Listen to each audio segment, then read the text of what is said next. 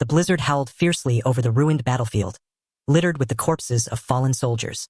Archimonde bowed his head in defeat, fresh blood welling from the corner of his mouth. A fatal blow indeed. His trembling hand gripped the hilt of the sword plunged deep into his chest. The holy sword has pierced my very heart. The warriors gasped for breath after the life and death struggle, relief washing over their faces. We succeeded. We have finally brought him down.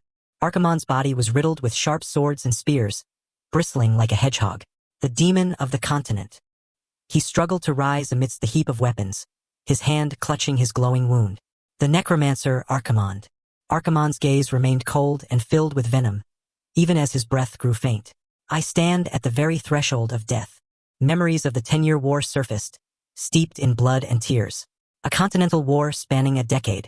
It was a joint campaign, with the Imperial Army paving the way as the vanguard while an elite squad launched a stealth assault. I foresaw this and established a defensive line, but in the end, I still failed. It was my utter defeat. A majestic knight stepped out from the swirling snow and smoke, a blazing sword in his hand. And all because of a single knight, commander of the Northern Knights, Burkle Rainland. Burkle pointed his glowing blade at his foe, his expression solemn. I did not claim this victory by my strength alone. A shadow of sorrow crossed Burkle's face as he thought of those who had fallen. Countless souls bled and suffered so that, in the end, my blade could finally reach you. Two figures stood facing each other upon the ice, the victor and the vanquished. So yield, Archimonde, for the peace of the continent. Archimonde gnashed his teeth and roared, his fury boiling over. Silence! His dark silhouette shook violently with rage, his venomous resolve unyielding. You stood by and watched as the people withered away from the plague, yet now you cry out for peace? You lot are lower than beasts. A female knight's gaze wavered slightly at the accusation. Every last one of you wretched knights. Burkle remained calm, his deep blue eyes unwavering. All of you hypocrites. A surge of emerald dark magic erupted violently from Archimonde's hand. With my own hands, I shall make all of humanity. The onlookers stared in wide-eyed horror, cold sweat pouring down. The malevolent energy spread, threatening to consume their entire formation. That bastard. Can he still cast necromancy in that state? A knight prepared to charge but was stopped by Burkle's raised hand. It is too dangerous. If we do not kill Archimonde right now. Hold. Archimonde stood before an army of bones, his eyes burning. 20 million. 20 million people perished from the plague, and you used necromancy to turn them into your army. That was the spark that ignited this war. He grit his teeth in fury, his face smeared with blood. Do not make me laugh. Do you think I do not know? Burkle's piercing gaze locked onto his opponent. There must have been your own countrymen among those 20 million. You did all of this purely for revenge. Burkle stood in silence amidst the biting blizzard. Am I wrong, Burkle? The sharp tip of the blade pointed directly toward the snow-white sky. There is only one reason I came here. Burkle stood tall, gripping the glowing hilt. For the sake of the children's future. Archimonde gasped, his weapon-riddled body dripping blood. What? In that instant, my body seemed to freeze. Burkle's face bore a tinge of sorrow as he stared ahead. My choices, my beliefs, and my hopes are things I must leave behind for the children's future. Archimonde's fallen figure was reflected in his opponent's eyes. My fallen silhouette was reflected in his eyes. The gaze of a steadfast hero, and the gaze of an upright knight. Brilliant sunlight suddenly tore through the dark, menacing clouds. A stark contrast between two opposing ideals, so completely different from mine, for the sake of future generations. Archimonde fell to his knees on the cold earth, blood pooling around him. Facing the blade drawn close, he wheezed helplessly. Finish me. A voice cried out in protest as Burkle decisively threw down the holy sword. Wait, Burkle. If you discard the holy sword. Coldly, he drew an ordinary sword from its sheath. The cold tip of the blade pointed straight at Archimonde's throat. Do you have any last words? A defiant smirk tugged at the corner of Archimonde's lips in the face of death. A necromancer does not die so easily. The blade swung down decisively in the split second of life and death. The fatal strike descended, shattering the darkness. One day, Archimonde's head soared into the air, the head flying through the air. A close-up of his cold, sharp eyes, filled with wrath and despair. A black-gloved, armored hand tightly gripped the hilt of an ancient sword glowing with purple light. Cheers of victory echoed across the battlefield. Archimonde is dead. The severed head lay quietly in a pool of blood. Over the triumphant cheers of my enemies, I heard the sound of my own head falling. The coalition soldiers rejoiced wildly over their victory. Ah! Endless darkness gradually enveloped the warrior's silhouette. This is the end of the 10-year-long Great Continental War, and of the demon of the continent. A fading vision closed before Archimond's eyes. That was the end of me, Archimond the Necromancer. The scene shifted into a vast galaxy with millions of drifting stars. Lightning slashed across the stormy night sky, illuminating a grand castle. The two maids in the room looked at each other in sheer astonishment. You saw that too, didn't you? The young master's mouth just moved. A close-up of newborn Klein's face as his lips twitched. Oh heavens, really? What is this? Klein looked around the unfamiliar room in bewilderment. Where on earth am I? Young Master Klein, did you sleep well? The maid held up a pendant containing the portrait of a woman. Young master, this is the Duchess. She is your mother. Klein lay in his cradle, looking utterly bewildered. Try to say it. Mama. My body, it's so stiff. Squeezing his eyes shut, he mustered all his strength to produce a sound. Come on, mama. Ma. The two maids' faces lit up with sheer excitement. Oh goodness gracious. Good heavens. The young master spoke. Klein's eyes snapped open with a gaze of majestic authority. O guardians of the shadows, my loyal subjects, my warriors. I, Archimond, summon you. The sheer pressure of his aura caused the pendant to slip from the maid's grasp. Heed my command. A colossal bolt of azure lightning, crackling with raw magic, tore through the sky. A thunderstorm raged down upon the ancient temple, accompanied by a scream that rent the air. 15 years later, the sky was clear and bright, and a fountain babbled softly. A group of blushing maids gathered, whispering excitedly among themselves. Did you just see him? Footsteps echoed against the stone floor as a figure drew near. Klein's silver hair swayed gently in the breeze. He strode forward with confidence, possessing a flawless beauty akin to a masterpiece. A close-up of his handsome face revealed sharp, cold eyes brimming with an imposing aura. The girls continued to swoon. He looks so handsome again today. It's absolutely dazzling. I wonder what young Master Klein eats to look so breathtakingly beautiful. Klein tilted his head, completely indifferent to their adulation. A deep voice boomed, followed instantly by a bucket of water doused over him. Found you, brat. Priest Garrison dumped the bucket directly over his head. Begone, evil spirit. He stared pensively at the soaking wet Klein. How strange. Just moments ago, your eyes looked exactly like Archimond's. Garrison explained smugly, while the maids looked at the young master with pity. That being said, 3 people have already been bewitched. It seems this purification was just in the nick of time. With the bucket still resting on his head, Klein spoke in exasperation. It is truly remarkable how you can spout such absolute nonsense with such utter confidence. Aren't you tired of performing this pointless purification ritual year after year? Priest Garrison defended himself in a solemn tone. It is far from pointless. What dwells within your body is none other than the soul of Archimond. That is why we must perform periodic purifications to cleanse that evil spirit. The boy protested, but the priest frantically splashed more water. But I'm not Archimond. That's it. That is Archimond's exact expression. Klein stood frozen in utter disbelief, wondering to himself, has he completely lost his mind? He spun around and fled, cursing under his breath. Lunatic, lunatic, lunatic, lunatic, lunatic. Garrison roared an order as the guards charged after him. Seize him. Understood. The old priest threatened from afar, while Klein shouted back in sheer desperation as he ran. For this insolence, you shall bathe in holy water stark naked. Don't be ridiculous. I already told you I'm not Archimond. My name is Klein. Klein. You mad priest. Do you have even a shred of humanity left in you? As the scenery faded into a boundless void, Klein drifted into his memories. Well, even I never expected things to turn out this way. I couldn't have possibly imagined it, because there was no doubt that I had died on that day. His bewildered, newborn face flashed before his eyes. My head had definitely been severed. Yet, when I opened my eyes, I found myself in the body of an infant. And of all the things I could have done, the very first words out of my mouth were a booming recitation of Archimond's necromancy incantation. Shadows pointed at him in sheer terror. Because of that, I was treated like a demon and locked away in a monastery the moment I turned 3. The young Klein sat alone in a dark corner, gazing toward the open door. And then, I met a man who claimed to be a priest of the Holy Church. Garrison's towering figure, a holy crucifix resting upon his chest, appeared at the threshold. Wearing a knowing smile, he clutched his holy book and spoke. Archimond, no, is it young Master Klein? But I had no idea that was only the beginning of my tempestuous days. Garrison's ceaseless chanting drove him to utter exhaustion, causing blood to trickle from his ears. Young Klein shivered violently in a tub filled with garlic and freezing ice. Bound to a crucifix, he screamed as flames erupted beneath his feet. Damn it! Klein endured countless torments in the name of holy doctrine.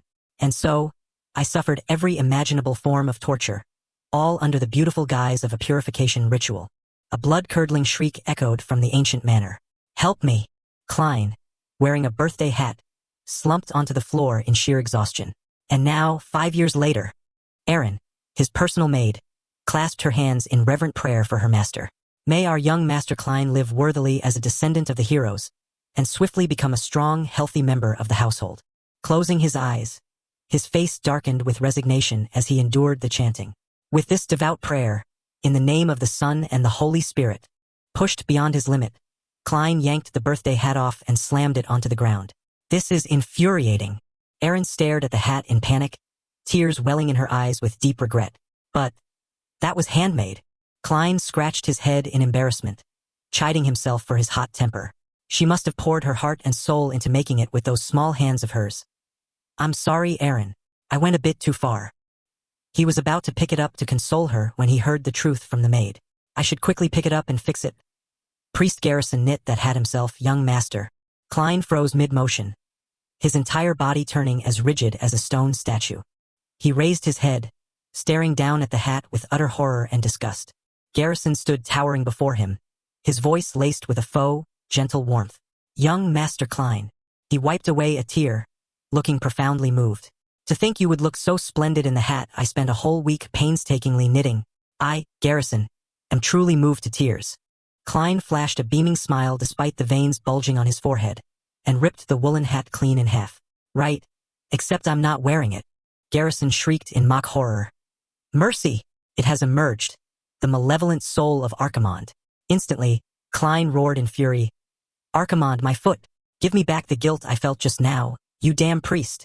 At that exact moment, the chamber door slowly creaked open. Dunkel, captain of the Red Chariot Order of Knights, stepped inside and offered a polite bow. Priest Garrison, have you concluded the purification ritual? A cold sweat broke out on Dunkel's brow as he mused inwardly. The rumors of young Master Klein being Archimonde have circulated for over a decade now. Dunkel's thoughts continued. Even the Holy Church declared him cleared of suspicion. Meanwhile, Klein was frantically clawing and scratching at Garrison's face to vent his wrath. Garrison casually tossed Klein onto the hard floor without an ounce of mercy, a bright smile on his face. Of course, Captain Dunkel. Dunkel informed him. It appears the documents you requested previously will be delayed. Garrison laughed heartily. No rush, take your time. Nursing a massive bump on his head as he lay on the floor, Klein thought in a fury, that lunatic wouldn't even pretend to listen to a word I said. Yet the moment a knight captain speaks, he plays along so eagerly. Glaring at Garrison's retreating back, he sneered inwardly. The bastard certainly knows how to play politics. Doesn't he? The priest then turned to depart. I shall take my leave now. The old priest paused for a fraction of a second, casting a sideways glance filled with cold calculation. And, he emphasized, there is always a possibility. A cold sweat broke out on Klein's neck, his sharp, vigilant gaze locking onto him. Garrison turned to depart with a final wave. Well then. He lingered at the doorway, waving with a mocking smirk. Our next purification is this Friday. You know to bathe and wait for me, don't you? Be sure to keep both body and soul immaculate. Enraged, Klein bellowed.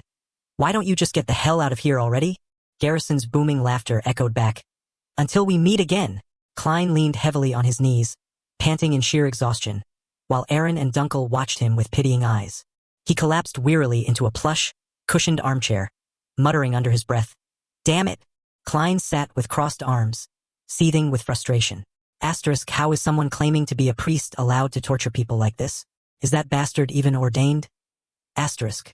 Erin approached, holding out a towel with both hands, and asked innocently.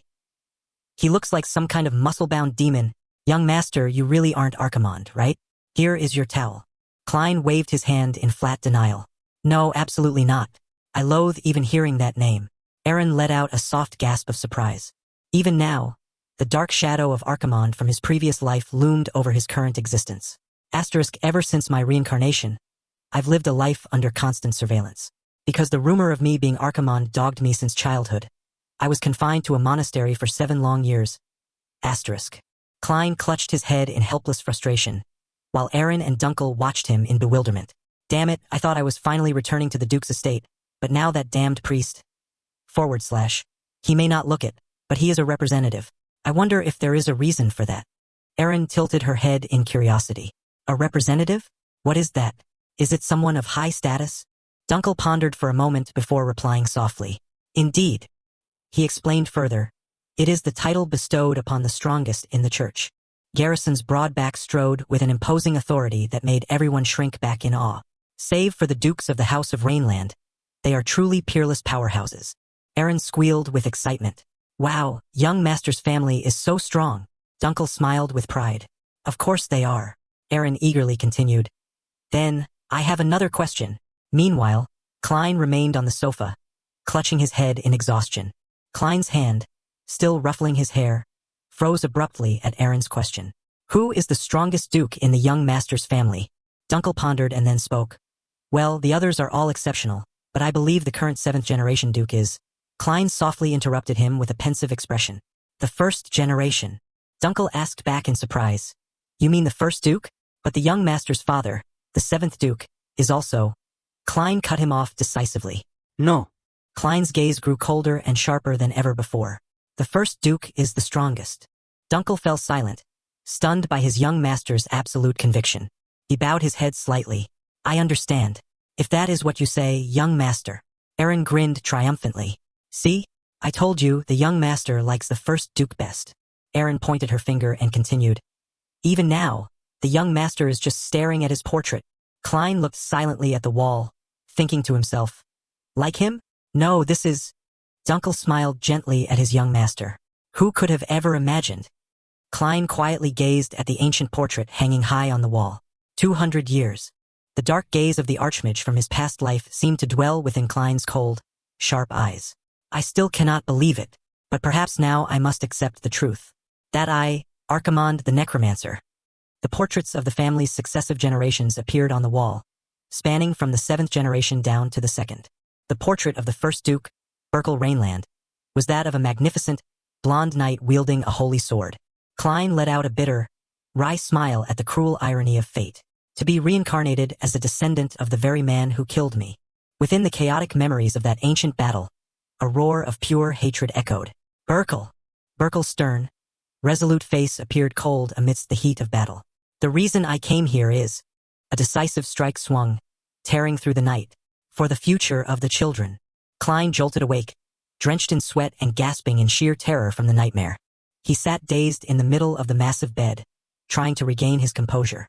He covered his face with his hand in deep exhaustion. What a terrible dream. My name was Archimond, the only necromancer known as the demon of the continent. The memory of his humiliating defeat remained vivid in his mind. Or rather, that is already the past. I lost my sanity to rage and almost tore this continent apart. But in the end, I was brought down under the blade of the northern knight, Berkel Rainland. A cruel twist of fate bound mortal enemies by blood. Yet, when I opened my eyes, 200 years had passed, and I had been reincarnated as a descendant of that bastard. Klein stroked a silver lock of his unfamiliar new body. Furthermore, my memories remain entirely intact. I still cannot get used to this hair. Garrison's towering figure suddenly materialized at the doorway, causing him to startle. You talk in your sleep quite a lot, young Master Klein. Garrison wore an enigmatic smile across his scarred face. Could it be that you were dreaming of your days as Archimond? Klein thought to himself.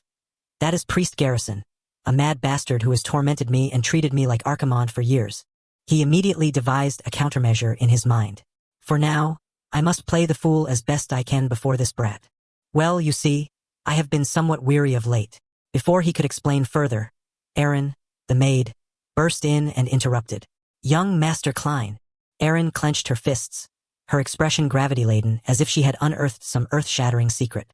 I heard everything. What you muttered in your sleep, young master. The maid gesticulated wildly as she reenacted it, making Klein wish the earth would swallow him whole. Destroy the continent.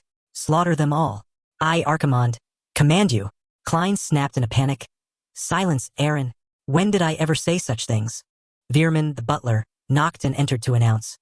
It is I, Veerman, young master. The swordsmanship exhibition is about to begin. Garrison chimed in, adding, Thank you for the report, Miss Aaron. A fiery aura of murderous intent flared behind the old priest, striking terror into everyone's hearts. It appears young Master Klein will require twice as much time for his purification rites. Young Master Klein could only helplessly cover the foolish maid's mouth in the face of the impending disaster. His outraged cry echoed throughout the castle. "Do not make me laugh, you mad priest." Resolute footsteps paced toward the main hall. A swordsmanship exhibition? Veerman led the way through the palace corridors, announcing with a respectful bow, "Indeed, young master. This time, the Duke himself requested your presence." Klein knitted his brows slightly. "Father summoned me?" At that moment, Erin, her eyes sparkling, offered a small packet of pastries and asked timidly, "Young master, may I have this?" Veerman admonished her sternly. "Miss Erin, you are making unreasonable demands of the young master once more." Klein quickly intervened. "Do not be so hard on her, Veerman." Klein smiled as he watched Erin puff out her cheeks, happily chewing on the pastry. "See how delighted she is?" The butler could only look upon the gluttonous maid in helpless silence. Beneath the grand, glittering hall, Klein voiced his doubts. "At any rate, what is happening? Father has never summoned me to a demonstration before." The butler hesitated.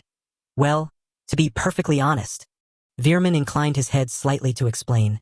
"It appears the members of the branch houses have arrived. They are distant relatives outside the main bloodline of our family." Klein narrowed his eyes, his gaze cold and laden with annoyance. He thought to himself, the troublesome ones have arrived. As the distant relatives noticed him, one of them called out, "Oh, is that not Klein?" Another sneered, "Hey, why address him so familiarly? You should call him Lord Archimond." The rest of the crowd burst into mocking laughter. Indeed, Brother Archimond." Leaning in, a blonde-haired youth snickered. "Word in the capital is that you rotted away in a monastery for 7 years. Got any amusing tales to share?" The man beside him teased, "Watch your tongue. He might curse you if you misspeak." Klein identified them. "These men are my father's maternal cousins." Watching 3 portly men vulgarly devouring chicken legs, Klein thought, and those over there seem to belong to the northern branch. Since they are only distant relatives, did they journey all this way merely to feast? His gaze drifted to a haughty, blonde-haired young lady. "And where do they hail from?" "Ah, right, the cousins from the west." The lady of the western branch sat with her legs crossed, exuding an air of pride and authority. As Klein walked past, he mused, "That lady must be of some significance." His indifference rankled the relatives. "It seems that bastard didn't hear a single word we said." One of them raised his voice. "To think someone like you belongs to our Rainland family." Yet, he was instantly silenced as Klein whipped around, fixing him with a razor-sharp glare. The relative barked in fury. "You brat! How dare you ignore your elders while they speak?" Klein coldly countered. "What exactly did you mean by our?" He silently mused. "I cannot even recall your names." The reason these obscure branch family relatives are making such a fuss is quite simple.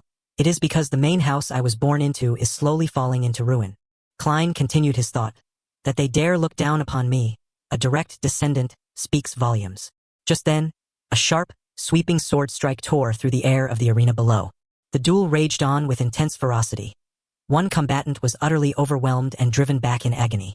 Gritting his teeth, the purple-haired gladiator, Dalton, roared in anger. "Del-Lin, you absolute bastard!" A wooden sword slashed through the air with absolute, wind-splitting decisiveness. Dalton gritted his teeth, roaring in fury. "Stop holding back. Face me with everything you have." Lightly evading the blade, Del-Lin calmly declared, "The match is over." Dalton shrieked in a frenzy. "Shut your mouth. I have not yielded yet." Del-Lin let out a faint, knowing smile. Meanwhile, Klein thought to himself, if any hope remains for this family, it rests entirely upon the shoulders of the man before me. He is the eldest son of the Rainland house, a brilliant genius and Dalton's half-brother. Del-Lin broke into a light sweat, murmuring, "This is troublesome. That man is Del-Lin Rainland. It is solely due to his presence that the reputation of this prestigious swordsmanship clan has managed to endure to this day." From afar, Klein watched the duel in silence.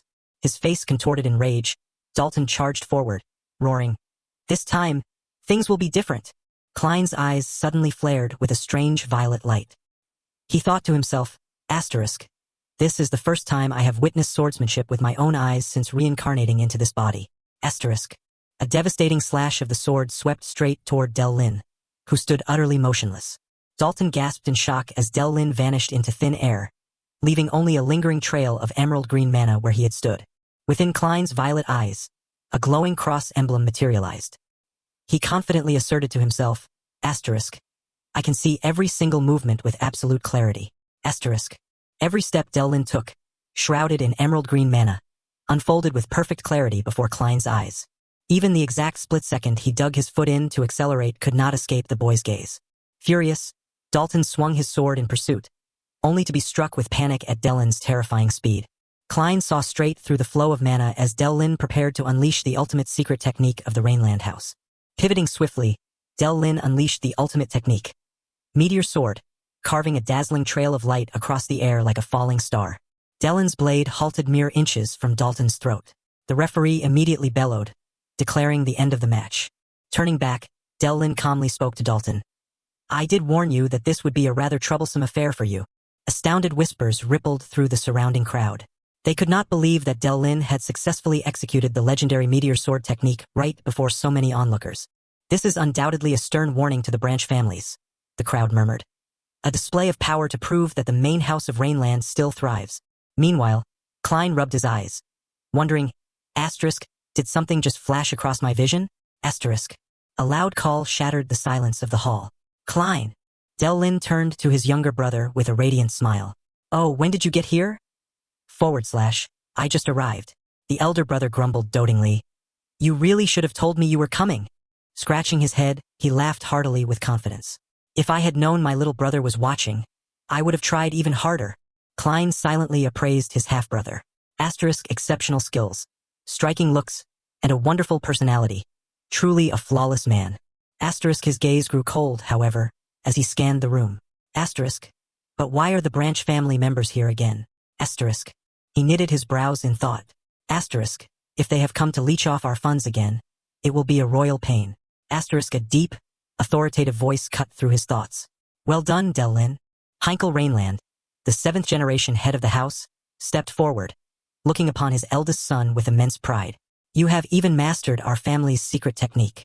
Delin hastily bowed to his father. Klein quietly observed the imposing man.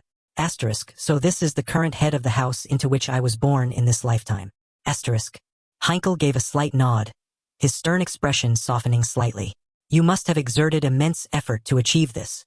Watching the interaction between father and son, Klein thought, asterisk to him, my brother's existence is surely the last bastion of pride for a declining house. Asterisk. Standing nearby, Dunkel was also full of silent praise. Asterisk this level of mana and precision. Knights his age wouldn't even dare attempt it. He is truly an overwhelming genius. Asterisk. Delin scratched his cheek in embarrassment. I am humbled, father. I am still far from perfect. His father called his name, his tone turning solemn. Delin. Heinkel looked directly into his son's eyes, reciting the ancient family precept. A knight of Rainland must always be the greatest knight in the empire. Such were the final words of the first Duke, Berkel Rainland. He further instructed, carve those words into your heart and continue to devote your utmost. Delin bowed in deep reverence, replying with fierce determination. Thank you, father. Heinkel's gaze suddenly shifted to his second son, who had stood in silence until now. And Klein. Klein startled, a cold sweat breaking out on his forehead under the crushing, scrutinizing gaze of his father. Heinkel's massive hand slowly reached up, brushing against Klein's silver hair.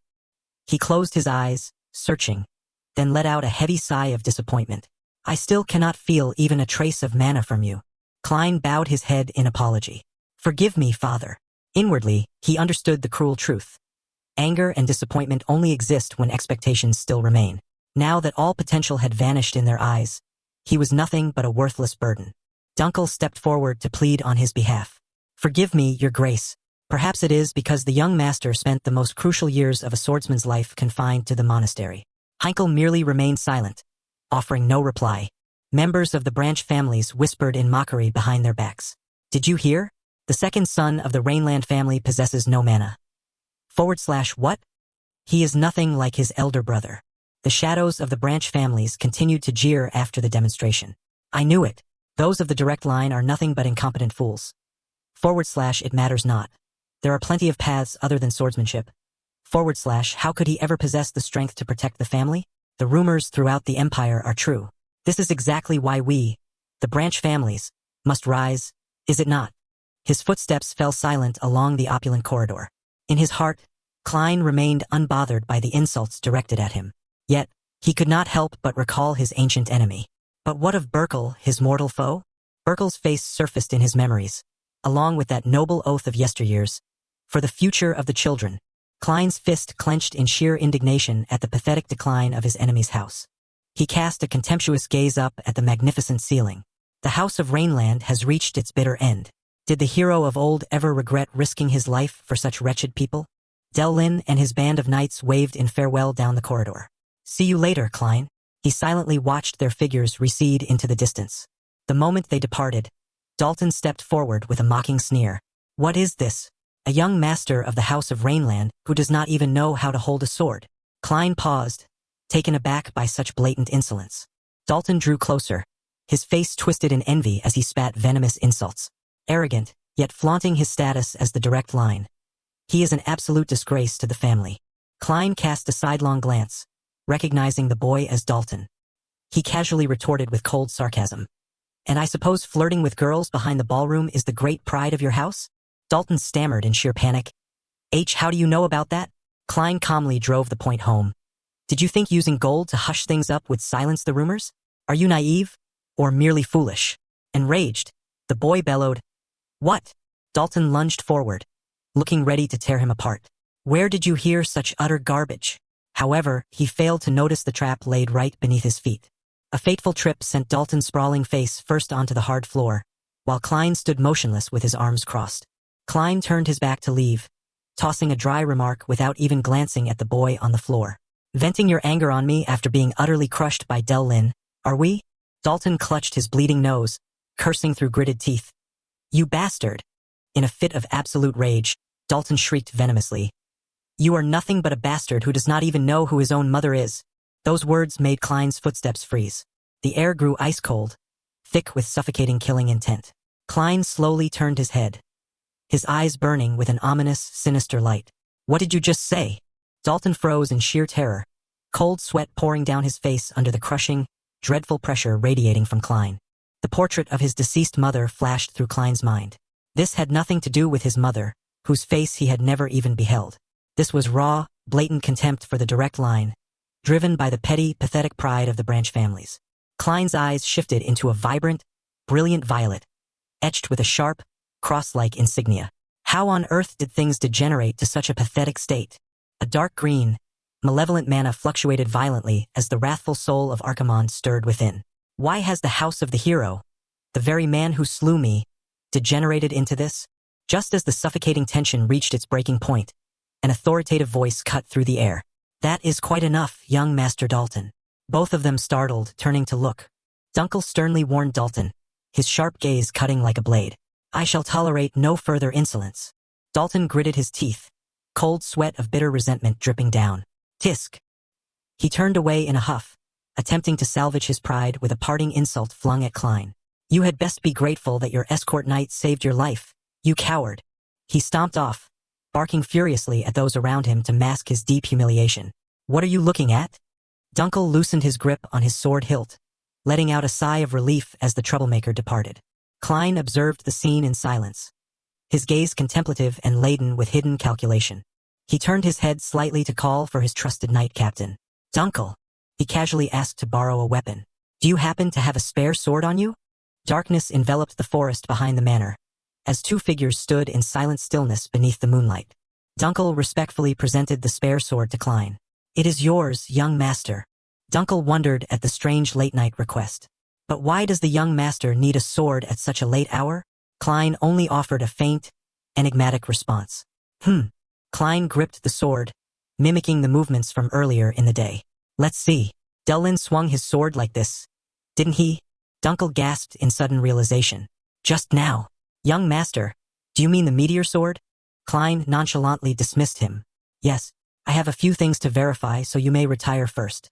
Dunkel obeyed, though not without a word of caution. Ah yes, please exercise caution, young master. As Dunkel walked away, he thought silently of his master. He must still hold a lingering attachment to swordsmanship. He let out a soft, sorrowful sigh. But it is already too late. Young Master Klein's body possesses absolutely no mana. The captain thought with deep regret. One who cannot wield mana can never hope to become a knight. Furthermore, what we witnessed just now was the meteor sword, the secret family technique forged by the Duke's own hands. Dunkel doubted Klein's abilities. Even if he could perfectly replicate the form, actually unleashing the strike is an utter impossibility. Klein closed his eyes, concentrating deeply as he reminisced. It is uncannily vivid. The sight I witnessed just moments ago. Every single movement Delin made came alive before his special eyes.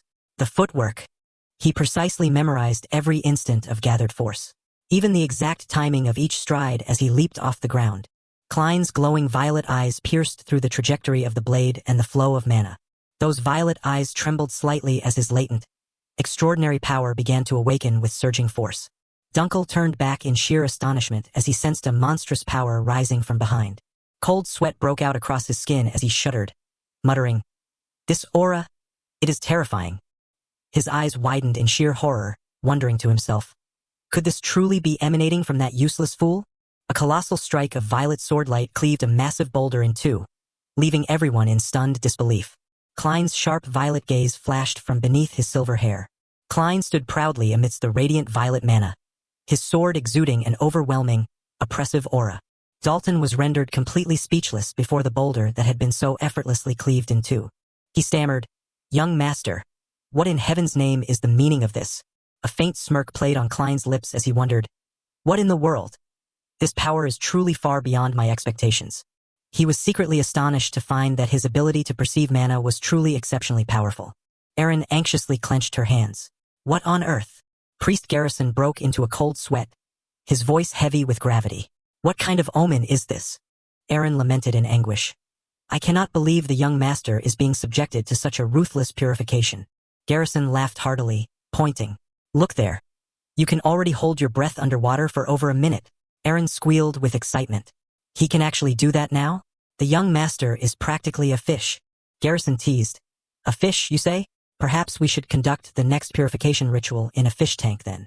Klein emerged from the water, gasping heavily for air. Klein shouted in anger. "Like hell we will. Why did it take so much longer today anyway?" Garrison replied nonchalantly. "Oh, you are finished now." Klein cursed in frustration. "Finished my foot. Damn it."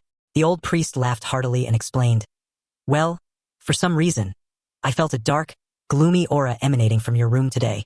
Klein muttered resentfully. "A dark aura? You tortured me over such utter nonsense." Erin quickly stepped forward to offer her master a towel.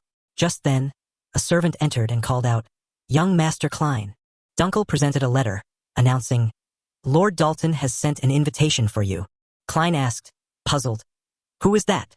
Dunkel replied immediately, "That is Lord Dalton, the one who dueled Sir Delin the other day. He claims he wishes to apologize for the incident at the training ground." He fell into deep thought, thinking, that bastard is actually willing to apologize? Klein frowned slightly, holding the letter in his hand, filled with suspicion and curiosity. He wondered, a hunting tournament. How bizarre that he would invite me after causing such a commotion at the training ground. Klein's gaze grew sharp and wary. He must only need an excuse to lure me out. Dunkel inquired, "Do you intend to go?" Klein replied nonchalantly, "There is no reason to decline." He cast a fleeting glance at the sword resting in the corner.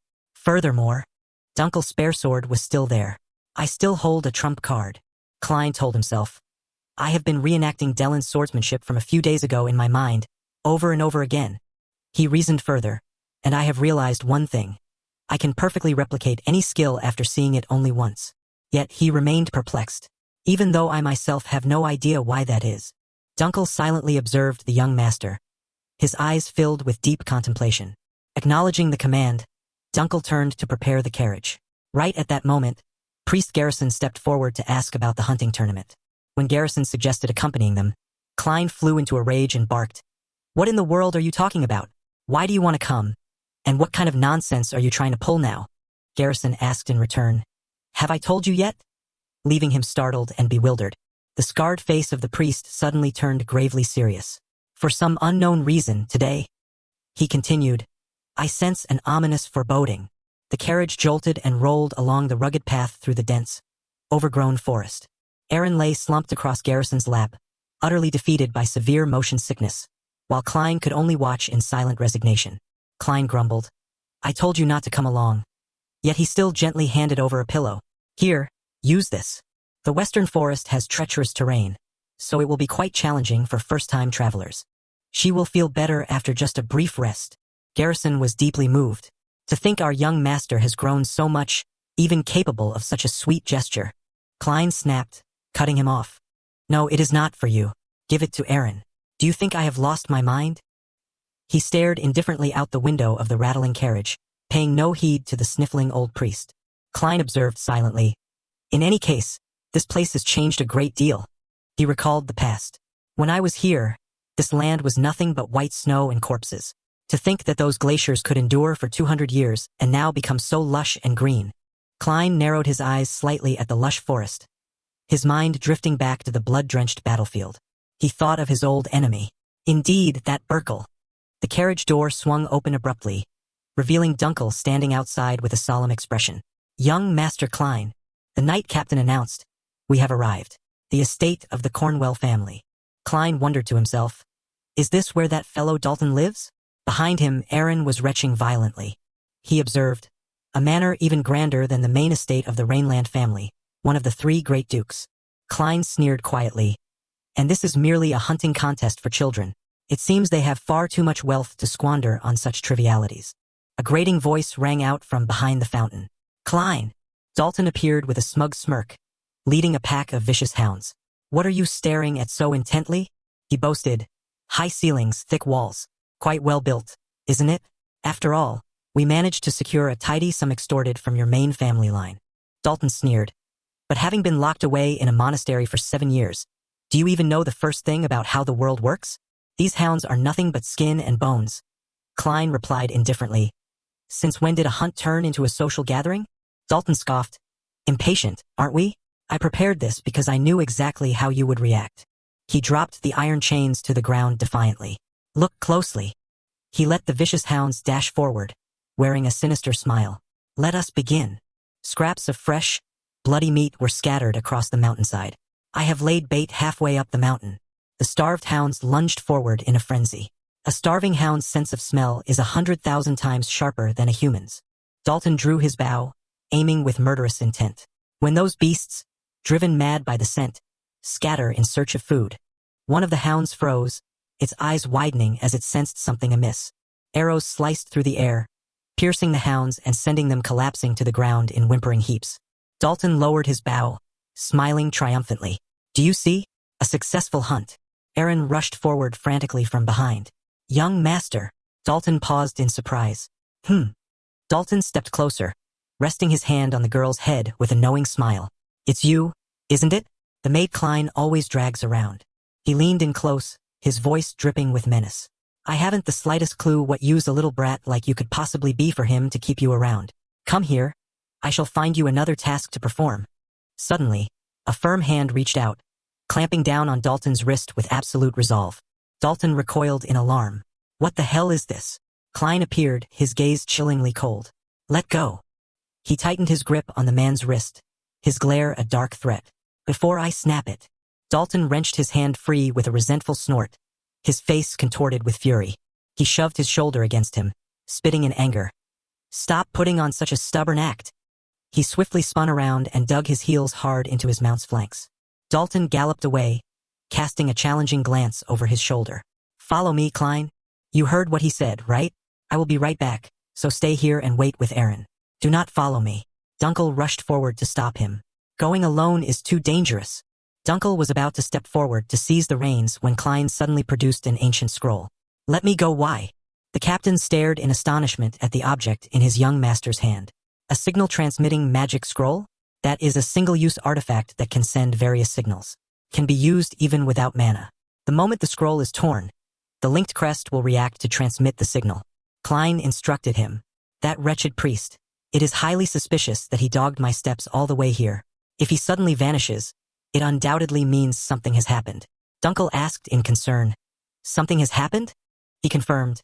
Indeed, if that man vanishes, tear the scroll immediately. The crest linked to the scroll will manifest on the back of my hand, and I will be alerted. Klein entrusted him. I leave it in your hands, then. Dunkel gasped. Young master. Garrison's stern face sank into silent contemplation. As night fell, Dark clouds shrouded the moonlight over the desolate forest. Klein pursued him through the woods. He cannot have gone far. If I keep following this forest path. He stopped dead in his tracks, narrowing his eyes as he sensed something amiss. Dalton's familiar voice drifted from the shadows. So you have come, Klein? He sneered. Aren't you a bit late? Klein asked coldly. What kind of game are you playing? He frowned, whispering. What in the world is this? Hounds lay strewn across the grass, their fresh blood staining the earth crimson. Dalton scoffed. What do you mean? This is the grand finale of today's contest, after all. He hissed. And the final prey I shall slay is you. Klein asked calmly. Slay me? Dalton retorted fiercely. Precisely. I will take your head and fling it at Dellen's feet, and I shall tell him. He spat insults at the family. The House of Rainland is nothing but a farce, an empty shell devoid of both status and strength. You will not even have the chance to struggle in your final moments. He laughed triumphantly alongside his lackeys. After all, the ducal title will rightfully pass to our branch of the family. He sneered maliciously. Curse your own fate for being born into such a foolish bloodline. Dalton added with a grin. Oh, and one more thing. Dalton sneered. Tomorrow, the whole world will whisper of how the young master of Rainland died a dog's death, dragging the clan of northern swordsmen down into utter ruin. Klein maintained an eerie silence, his gaze impossibly serene. A hazy fragment of past memories flickered to life, serving as a reminder of the children's future. Confronted by Dalton's sheer arrogance, Klein could not help but burst into laughter. Clutching his face, he laughed with wild abandon, his crazed laughter echoing through the dark forest. Dalton furrowed his brow in anger. What are you laughing at? Have you lost your mind? Klein stopped laughing, a murderous aura coalescing in his eyes. Had it not been for that, I would not have had to stay my hand. The two souls of his present and past lives merged into one, radiating a terrifying pressure. Dalton felt the crushing weight of that monstrous pressure, leaving him gasping for air and trembling. Klein's eyes burned crimson with wrath. This clan was built upon my very life, yet you dare insult and mock it. A torrent of dark energy surged around Klein, tearing through the silent night. Dalton recoiled in horror. How can one devoid of mana wield magic? Klein replied coldly. This is not magic. A virulent green aura enveloped Klein. This power is none other than demonic energy. Dalton's henchmen shielded their faces in panic against the howling wind. What manner of monster is this brat? Dalton stood dazed, hearing of a force like demonic energy that lay far beyond his understanding. With a sinister smile, Klein began to chant, calling upon ancient evil spirits long buried by time. Spreading his arms to summon the souls, he commanded, In my own name, I order you. Skulls burning with green flames manifested from the void, roaring to devour all in their path. Dalton's jaw dropped, unable to believe the dark, malevolent magic unfolding before his eyes. Dalton trembled as he called out the name of the great necromancer, Archimonde. While the army of skeletons rose to surround him, Klein commanded, Devour them all. Klein thought to himself, I thought I had forgotten. A deep, warm voice echoed with nostalgia. 200 long years have passed. Klein reminisced. Those were days long past. Dark hands rose from the abyss, but I can still feel it, endlessly overlapping in the darkness. Klein felt it. The whispers of the deceased are calling out to me. Klein reached his hand into the void. Yes, this sensation. The resonance, the ripples, the afterimages, the memories. He thought to himself, this nostalgic feeling. Dalton shrieked. Absurd. This is impossible. Dalton stared in horror at the skeleton army. Archimonde. Indeed. I was once called by that name. Archimonde? Was that not all but a mere rumor? He wondered aloud. And what, pray tell, is that? A skeletal figure, its eyes ablaze with crimson fire, roared menacingly. Dalton stood frozen, cold sweat pouring down his face. The henchman scoffed. What in the world is that? Look at those boneheads. The lackey laughed aloud. All that grandstanding, only to summon such worthless trash. Klein murmured in doubt. Trash, you say? Aye, trash. I have smashed hundreds of such skeletons on my missions. Yet, why do they look like that? Are those black things truly bones? No matter. Later, let us each claim a bone as a trophy. / sounds like a plan. Drawing his weapon, Dalton grinned maliciously. First, let us deal with these pests blocking our path. The commander ordered his archers to make ready. Dalton barked a cold command. Ranged units, ready your arrows. The sniper drew his crossbow taut, aiming straight at his mark. The commander swept his hand down. Loose! Hundreds of arrows tore through the air, blotting out the sky in a deadly rain. Klein stood dead still in the heart of the battlefield, unperturbed as the rain of arrows plummeted toward him. Klein's eyes reflected the oncoming swarm of razor-sharp arrowheads. The volley slammed deep into the earth, whipping up a blinding cloud of dust. Dalton laughed triumphantly. Poor Klein must be torn to shreds by now. Dalton's laughter died in his throat as he sensed something amiss. As the dust cleared, it revealed the arrows lodged harmlessly in a dark gray mass. Colossal skeletons had woven a magical barrier, leaving Klein completely unscathed. Klein sneered. 200 years is indeed a long time. To think that not a soul recognizes these bones. Panic seized the henchmen as they saw a magic shield manifest out of thin air. Klein replied, "Were they mere ordinary skeletons, you might have been correct in your assumptions." He warned with chilling malice. "But my skeletons are entirely different." Dalton gaped, cold sweat pouring down his face under the crushing weight of their presence. Silently uttering his enemy's name, Burkle, he then commanded, "Release the first defensive formation. The future of the North that Burkle sought to protect by slaying me now consists of naught but those who mock and desecrate it." Klein let out a ruthless laugh. "All of you prepare to strike. Let us see how they are crushed by my very hands. Attack!" The skeletal legion, eyes blazing with fire, surged forward like a gale. Dalton recoiled in horror. What in the world is this? Since when can skeletons run? The soldiers fell into chaos. "Don't panic. Hold the line. These damned skeletons." A soldier collapsed as a blade pierced straight through his chest. In the chaotic clash of steel, his henchmen were cut down one after another. Dalton gritted his teeth, watching helplessly as his subordinates were slaughtered. "Damn it all!" he roared. "What are you doing? Hold the line now." Klein commanded, "Second crossbow squad, encircle them." Up in the trees, the skeletal archers took up ambush positions. Target locked. The archers whispered, "Ready to fire." The soldiers shrieked in terror. "Ranged attack. Run for your lives." Klein commanded coldly, "Fire." A volley of arrows tore through the night, raining down mercilessly. The henchmen collapsed in heaps beneath the deadly barrage. Dark silhouettes crumpled under the lethal rain of arrows. The skeletal monsters relentlessly pursued the survivors. Drenched in cold sweat, Dalton muttered, "This is impossible. These are not the skeletons I know." Dalton screamed his orders. "If this goes on, we'll be wiped out. It's only a matter of time. Drop your crossbows. Stop reloading. Draw your blades and engage in close combat. Now. Do you hear me?" he bellowed. Dalton cursed in frustration. "These wretched things." He gritted his teeth in bitter rage. "You damned undead." The skull of a skeletal soldier tumbled onto the grass after a decapitating strike.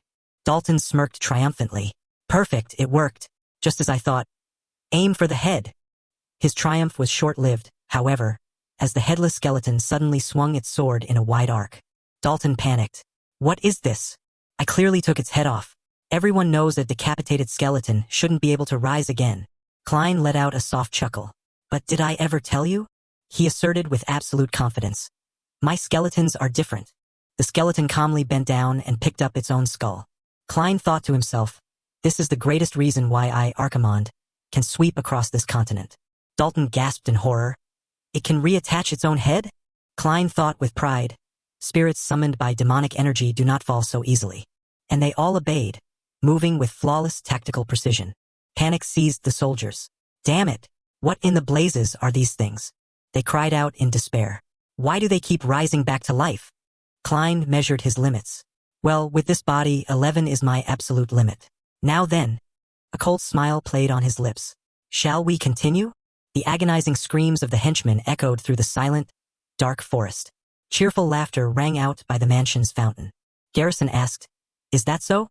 Did the young master truly do that?" Aaron recounted eagerly. "Of course he did, and this story is from back when he was still at the monastery." Aaron beamed. "Just thinking about it makes me laugh." In stark contrast to her, Priest Garrison remained silent, his expression deeply pensive. Garrison offered a gentle smile. "It seems you are truly fond of the young master, Aaron." Chewing on a cookie, the young girl replied enthusiastically, "Of course I am." Aaron praised happily. "The young master is truly wonderful." Meanwhile, deep within the forest, Dalton's lackeys wept and begged for mercy before the skeletal army. "He is so kind," Aaron continued. The breathless gasping of the enemies echoed in vain as they struggled to flee. And sweet too, the girl said. A soldier was cleaved apart in a horrific scream, blood staining the earth red. Eren boasted happily. He even shares his cookies with me. A flurry of brutal blows rained down, finishing off the enemy. Eren beamed with a radiant smile, entirely oblivious to the truth. He is the warmest person in the whole world. Amidst the rain of foul blood, Klein stood in silence, his expression cold and completely unperturbed. The elite skeletal soldiers swung their swords relentlessly, slaughtering the enemy without mercy. Dalton struggled with his sword to parry the tempestuous strikes of a skeletal warrior. Gnashing his teeth in fury, he decapitated his foe. Damn it!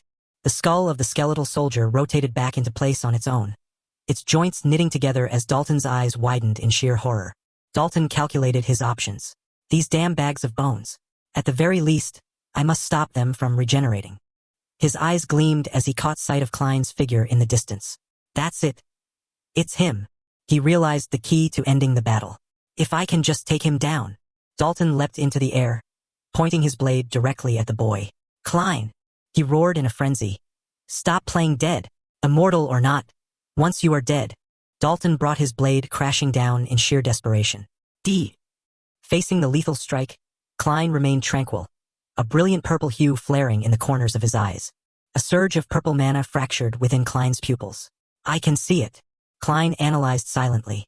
With the power of this eye, he confidently asserted, I can replicate any technique once I have laid eyes upon it. He recognized the technique. Is that not Dellen's?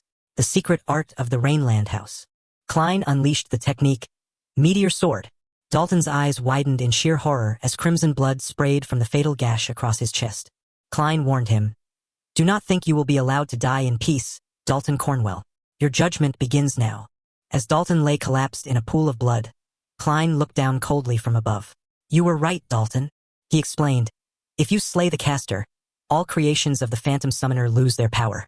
Archimonde failed to overcome that weakness, and thus met his defeat. A blazing blue shroud of demonic energy enveloped Klein's hand. Archimonde, the Phantom Summoner who wields demonic energy. Klein recognized the irony of fate. And to think, the very power that granted me the strength to protect it belongs to none other than the Rainland clan. He recalled the battle of yesteryears, where the blood of my sworn enemy has made me even stronger. Klein resolved. Now that I have been reborn in this body, I can no longer turn my back on it. Dalton gasped in terror before breathing his last. What do you mean? Dalton's eyes slowly lost focus, his eyelids closing in absolute terror. Klein silently issued a challenge. Open your eyes and watch, Urkel. He swore a solemn oath. This fallen clan, I shall resurrect it with my own hands. Weary eyes slowly opened in the pitch-black space, struggling to adjust to the darkness. Dalton wondered. Where am I? He panicked. It is so dark. I can't see anything. And this sensation. The cold sound of metal clinking echoed from the iron shackles locking tightly around his ankles. Dalton found himself bound to a painful chair of spikes. What? He struggled. What is this? From the shadows, Archimonde stepped forward coldly. You are awake, then. Archimonde's face came into view, exuding an eerie, mystical aura. This is the place where souls arrive after departing the world you once inhabited. An afterlife created by me, Archimonde. Dalton trembled. Archimonde's afterlife? Archimonde replied nonchalantly. Yes, Archimonde exposed him. In life, you, Dalton, starved and tortured hounds. Dalton's brutal memories resurfaced. He regularly abused them under the guise of hunting. Archimonde condemned him. I still remember that look of ecstasy on your face. Dalton roared to mask his terror. What? If you're going to spout nonsense, at least make it make sense. If you don't release me this instant. He froze, cold sweat pouring down. Wait. Horrific memories rushed back. I am certain my body was cleaved apart by Klein's blade. He was bewildered. Then why am I completely whole? Archimonde pronounced judgment. You are already dead, Dalton. I am simply delivering the retribution of your past life upon you. Archimonde asserted. For that is the very purpose of this afterlife. Dalton shrieked in despair. Wait, that cannot be. Archimonde. Afterlife, whatever you are. Stop this nonsense and release me at once. A green flame flared in Archimonde's hand. Whether you believe it or not matters little. What matters is. Archimonde pronounced judgment. The time has come for you to atone for your sins. Behind him, a pack of hellhounds bared their fangs and claws. Dalton's eyes widened in horror. What? Archimonde commanded. Listen closely. The spectral hounds roared in fury, lunging toward Dalton. To the wails of the lives you have stolen. He gritted his teeth, trembling in utter helplessness. And remember this, Archimonde concluded, that this place is a hell of your own making. Dalton writhed, screaming in agonizing pain within the depths of hell. It hurts so much. He begged miserably in utter futility. Please. A belated tear rolled down the sinner's face. Back in reality, Dalton's corpse lay motionless in a pool of blood beneath the torrential rain. As a cold wind swept past, Klein stood in silence, gazing upon the corpse-strewn battlefield. The youth's face was devoid of emotion, his ash-gray eyes staring into the void. A skeletal soldier suddenly materialized behind Klein, its eyes burning with a crimson glow. Klein said to the skeletal soldier, "Indeed, you have fulfilled my request, so I must reward you. For the aid you have rendered, I shall shatter the curse that binds you and grant you your freedom." Motes of emerald light rose, liberating the soul of the skeletal soldier. Klein bowed his head slightly, witnessing the departure of his loyal subordinate. An unfamiliar voice echoed. "True death is when your bones shatter and scatter with the wind. But why have I returned to life? For what purpose?" The mysterious figure continued. "To think you could wield necromancy. Quite unexpected, young Master Klein." Klein was startled. Did he see everything? Then he asked, "Who are you?" The stranger replied, "There is no need for you to know. Besides, you will never have the chance to find out." A surge of green malevolent energy emanated from the stranger's hand, shrouding the corpses. The eyes of a fallen soldier snapped open, burning with a pale blue light. The corpses rose in unison, howling under the mysterious figure's command. Klein realized, that is a reanimation spell to control corpses. That man, Klein deduced silently. He is a necromancer. The man sneered. Dalton may have failed, but these corpses will be of use. Savage, wild laughter echoed through the dark mountains and forests. Aaron piped up eagerly. "Sir Dunkel, you should hear this as well. The young master's childhood stories are absolutely hilarious." Dunkel replied coldly, "I shall hear them later." His hand clasping an ancient scroll. Dunkel wondered, a magic signal scroll. Why would the young master carry something only meant for emergencies on his person? He thought with growing dread. Furthermore, 3 hours have passed since he ventured into the forest with Sir Dalton. Yet there has been no word. I have an ill boding about this. Dunkel resolved. I cannot simply wait here. I must seek him out at once. 2 guards barked. Hold your ground, Sir Dunkel. The guards barred his path. It would cause great trouble if you were to abandon your post now. The hunt is still underway, so you would do best to wait a little longer. Dunkel fell silent, casting a cold side glance at the 2 blocking his path. He realized, the crest of House Cornwell. They are Dalton's retainers, then.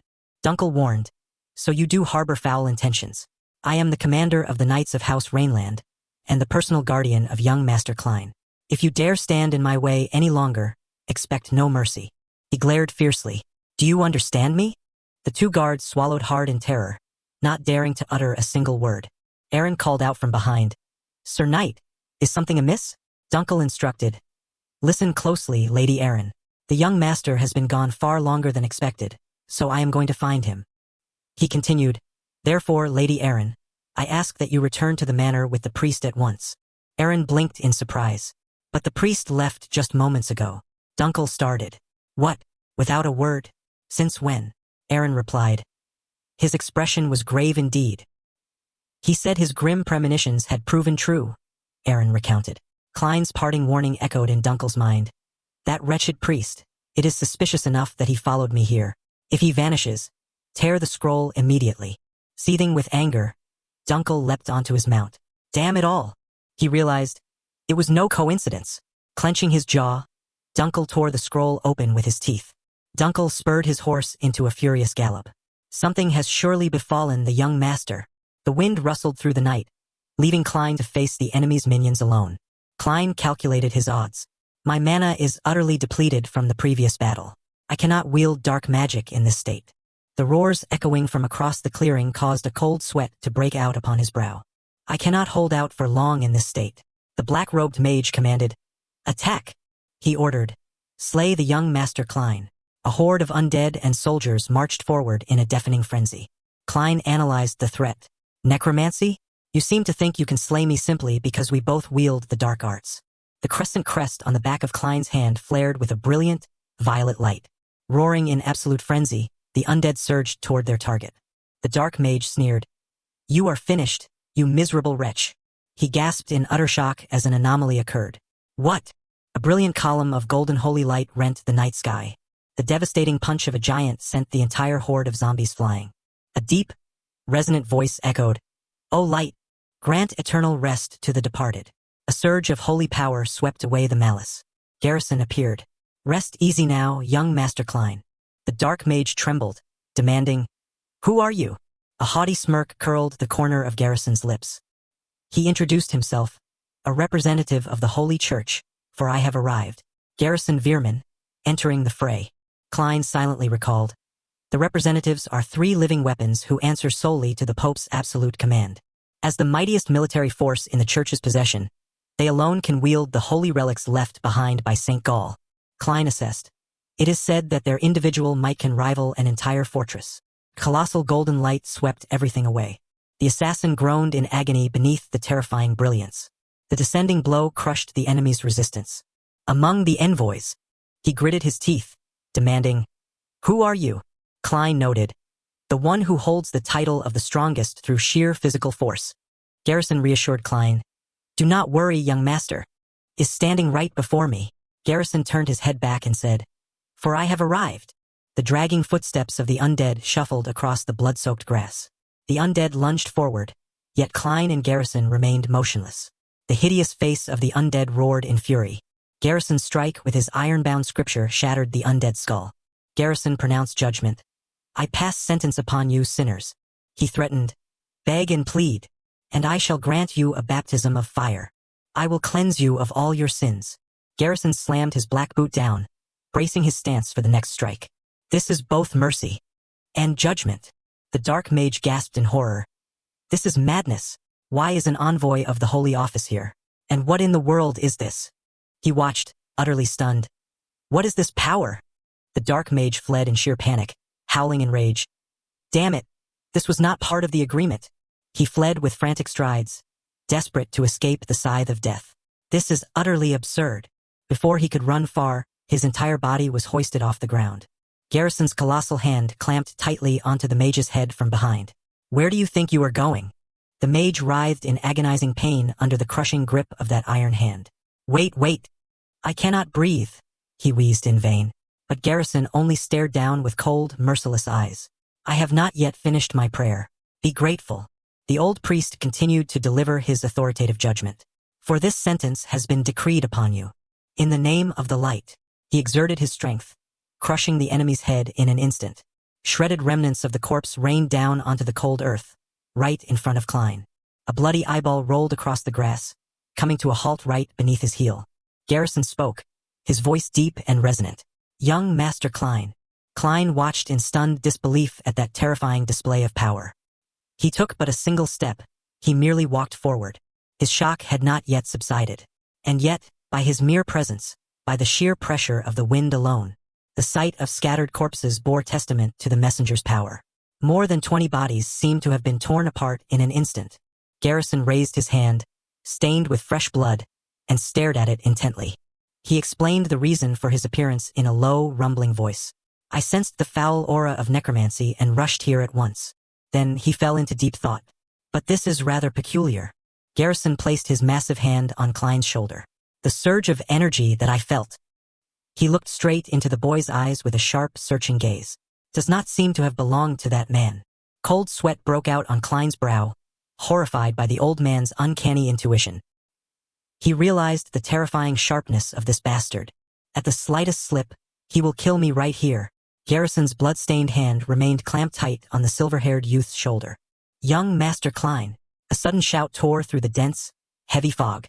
Dunkel spurred his horse forward, a look of utter panic on his face. "Are you all right?" Klein turned his head slightly to look at his loyal guard. "Dunkel," Klein thought to himself as fresh blood trickled from his forehead and the corner of his lips. As expected, wielding necromancy with this body is still too much of a strain. Dunkel panicked upon seeing his master's exhausted state. "Young master!" Hastily leaping from his horse, he rushed over. "Young Master Klein!" Dunkel bellowed. "What in the heavens happened here? And what is all this blood?" Klein replied wearily. "I can hear you perfectly fine without you screaming.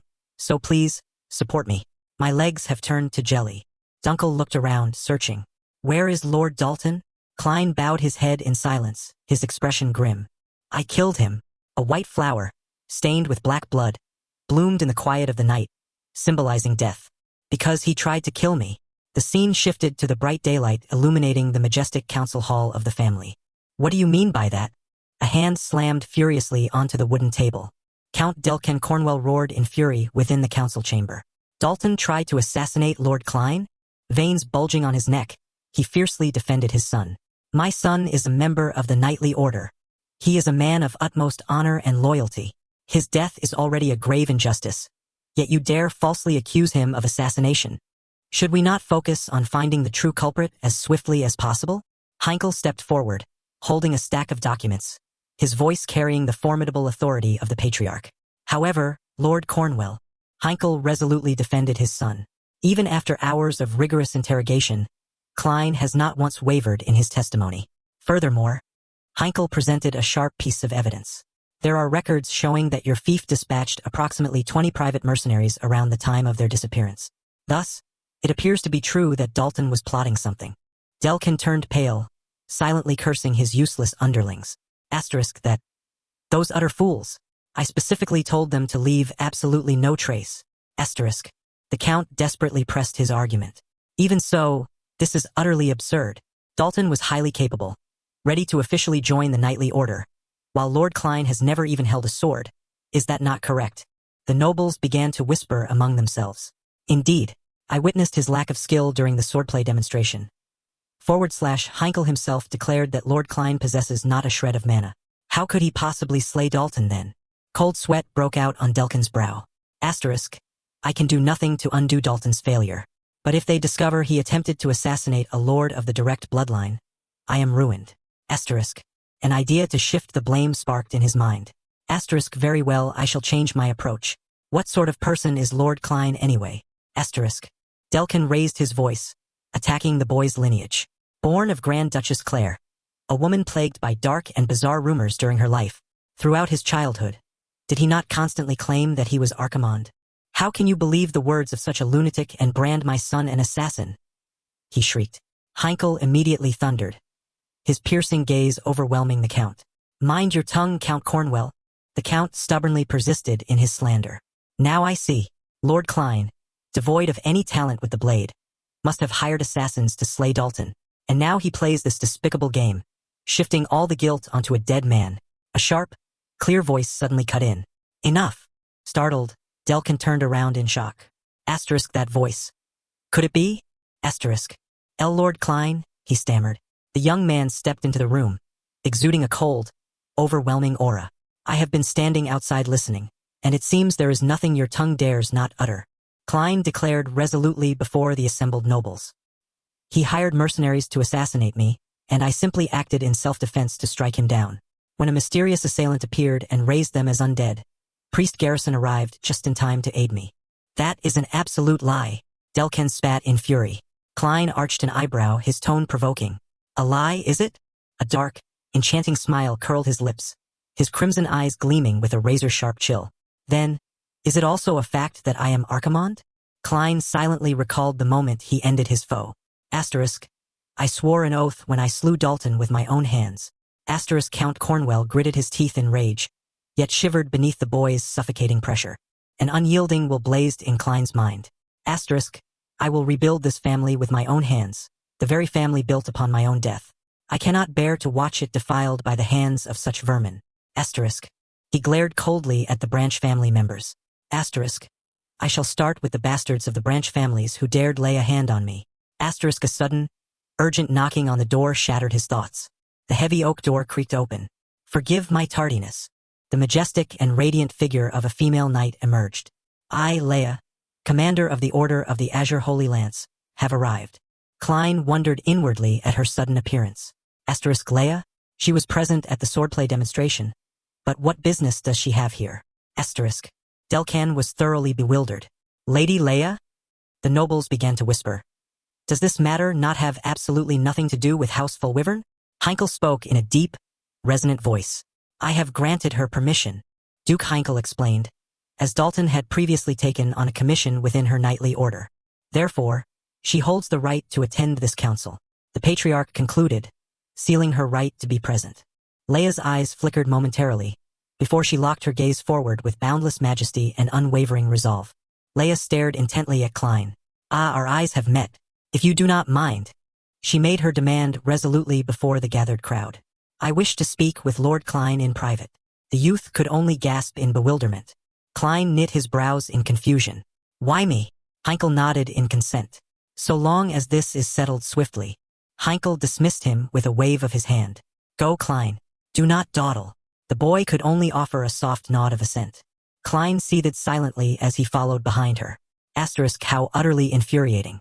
Why must knights always act so high-handedly? Asterisk. Asterisk yet, perhaps this is a blessing in disguise. There are likely 3 plausible reasons why she would summon me at this moment. Asterisk. He weighed the possibilities, asterisk verification, suspicion, or a test asterisk, before bowing his head to the patriarch. "I understand, father." Klein stepped firmly into the private chamber. Asterisk, no matter what it is, it does not matter. Once the goal is set, I have no intention of running away. Asterisk. Be it the House of Paul Wyvern or any other force, I shall turn the tables and exploit them for my own ends. Their sharp footsteps fell silent as the heavy door clicked shut, severing them completely from the outside world. Within the heavy silence of the sealed chamber, Leia pursed her lips with a faint, enigmatic expression. She spoke suddenly, shattering the stillness. "Tell me." Before Klein could react, Leia closed the distance between them. "May I touch you?" Klein's eyes widened in sheer astonishment at such an incredibly bold and bizarre request. Klein mentally recalled the intelligence files on the woman standing before him. Asterisk Leia Ren Paulwyvern, the eldest daughter of House Paulwyvern, one of the continent's 3 great duchies alongside Rainland, a spearmaster, and the commander of the Order of the Azure Holy Spear. Asterisk. Her official combat record reads as follows. Visions of a bloodthirsty, savage horde of beasts surrounding her flashed through his mind. The beasts roared, wielding heavy axes as they lunged from all sides to tear her apart. A sharp, azure light flashed from Leia's eyes, burning with cold killing intent. Her spear tore through the air with devastating force, cleaving the enemy in 2 in the blink of an eye. A legendary feat. During the subjugation campaign in the Western Woods, while securing the area for civilian safety, Knight Commander Leia single-handedly annihilated all high-tier magic beasts. A magnificent, proud figure stood tall amidst the bloody battlefield, her long spear radiating a formidable azure glow. Klein marveled at her prowess. She cleared all those high-tier magic beasts in the Western Woods entirely on her own, without a single soul's aid. Leia turned back to urge him. "What are you lingering for? Follow me." Klein offered a clumsy reply before knitting his brows in irritation. "Ah, I am coming. /*, and do not act so familiar.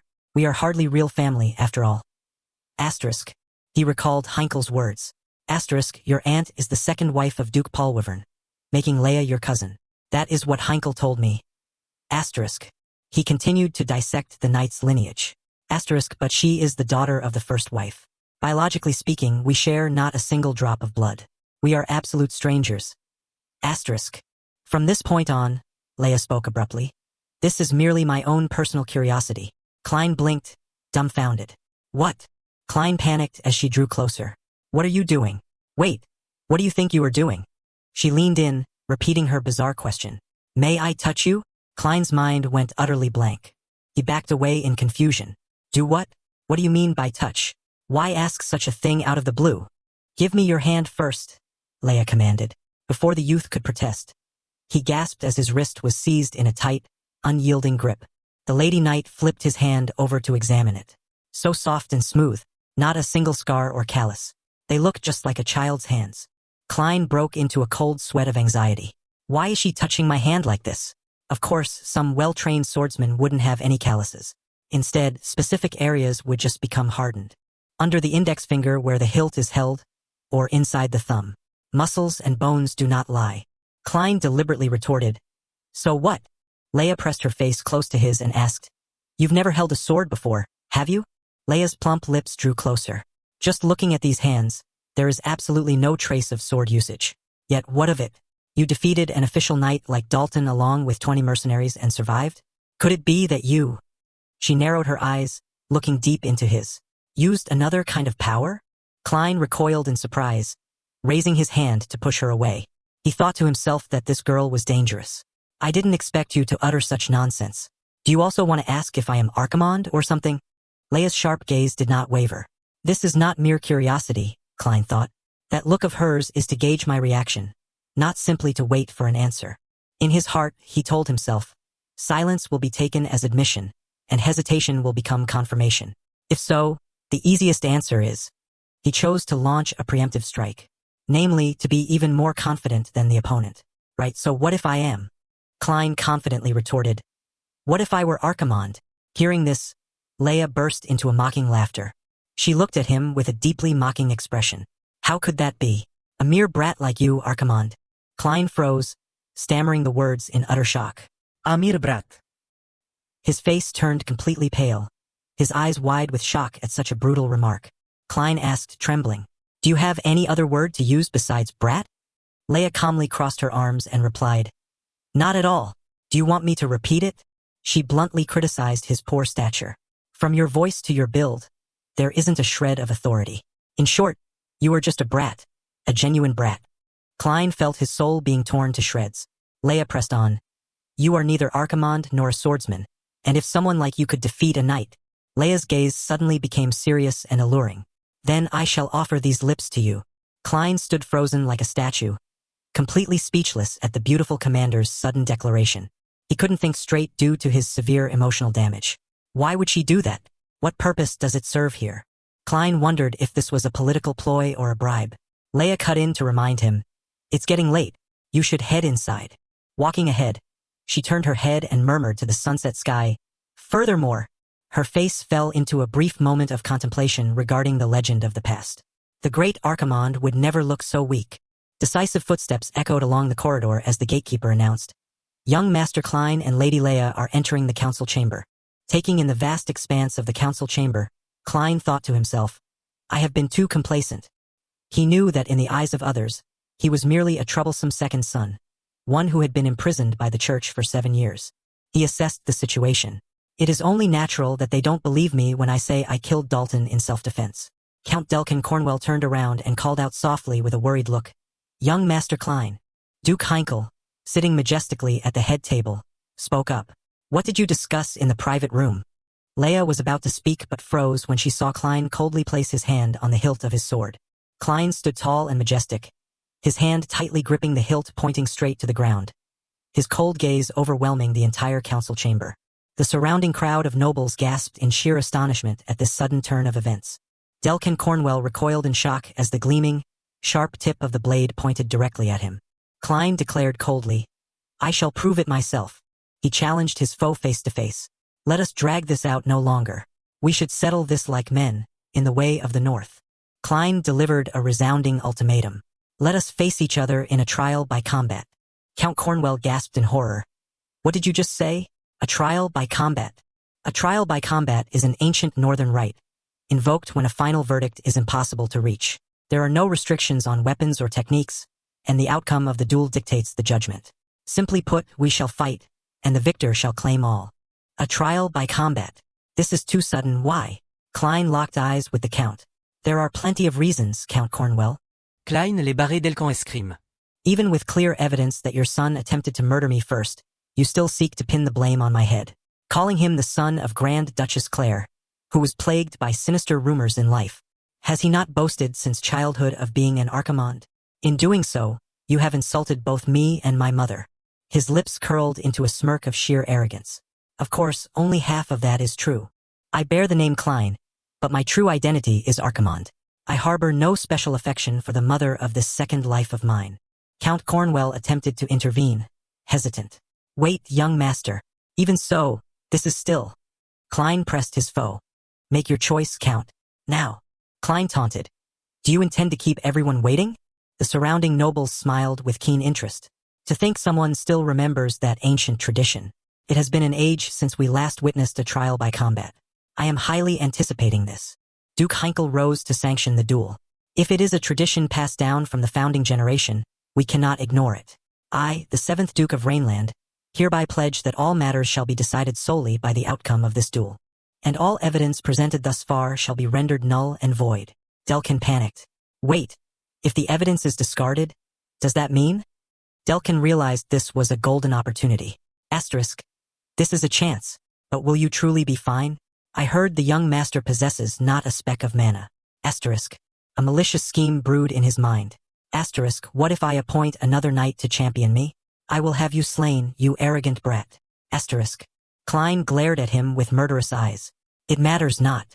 Just open your eyes wide and remember how I slaughtered Dalton. Go to hell. Delkin accepted the challenge with smug satisfaction.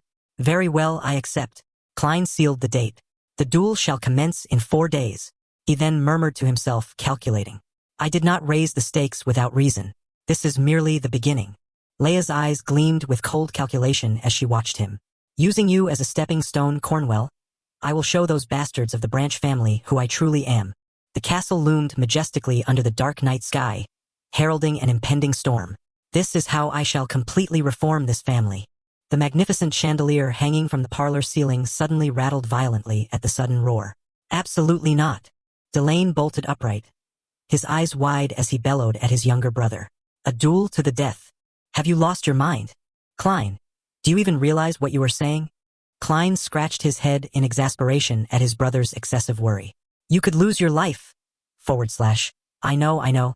How many times must I tell you? Delane froze, breaking into a cold sweat upon learning that their father had approved. Father has already given his consent. Just accept it. / Father, agreed. Delane clenched his fists with grim determination. It matters not. A duel to the death allows for champions. I shall fight in your stead. Klein refused flatly. There is no need. Klein reminded Delane of his duties as the heir. Ultimately, there is only one reason why we rule the North, no matter how much those bastards of the Branch families babble or stir up trouble. It is because we have Father, the strongest swordsman, and you as his successor. Yet you want to risk your life in a duel to the death in my stead? Wake up, brother. Delane bowed his head in silence, his profile etched with helplessness. Doing so would be no different than handing them a legal opportunity to murder the heir of Rainland. Klein's gaze grew cold and sharp, unwavering in his resolve. I know it must be deeply frustrating being unable to act simply because you are the heir, but this is absolutely necessary for me to reshape my reputation. Klein sat with his arms crossed, resolute. Delane, I have no reason to yield this to you. Delane clenched his fists, memories rushing back. When you were born, memories of the young boy Delane gazing upon the newborn baby flooded back. I was so overjoyed that I rushed to your side in an instant the moment I learned I had a brother. The infant's tiny hand stirred gently beneath the sunlight. And that was the very first time I beheld. Delane's eyes glistened with profound affection as he gazed upon his brother for the first time. An angel. Delane's face darkened with sorrow laced with bitter resentment. What did it matter if we had different mothers? I lost you to the church, waited 7 agonizing years, and went through hell just to bring you home. And now what? A duel to the death. Suddenly, Delane lunged forward and gripped Klein's shoulders tightly, catching him completely off guard. A single tear rolled down Delane's cheek as he leaned in close to whisper in his brother's ear. Listen to me very carefully, Klein. Klein's eyes widened in sheer astonishment at his brother's sudden vulnerability. Is he crying? But why? I will. Before Delane could finish, Dunkel suddenly burst through the door. Young Master Klein, he delivered his urgent report. Forgive my intrusion, but Count Cornwell has designated his champion. Klein asked in surprise as he watched Dunkel rush into the room. Oh? Who might that be? Beads of sweat rolling down his face, Dunkel gravely explained the formidable background of their opponent. His name is Randall. He is an exiled knight of the Empire, a man who once amassed legendary feats of arms upon the battlefield. Through Dunkel's narration, the wooden door of a dilapidated tavern slowly creaked open, revealing a grim, shadow-drenched interior thick with murderous intent. Hanging upon the wall behind the door was the ferocious head of a lion, a grim symbol of brutality.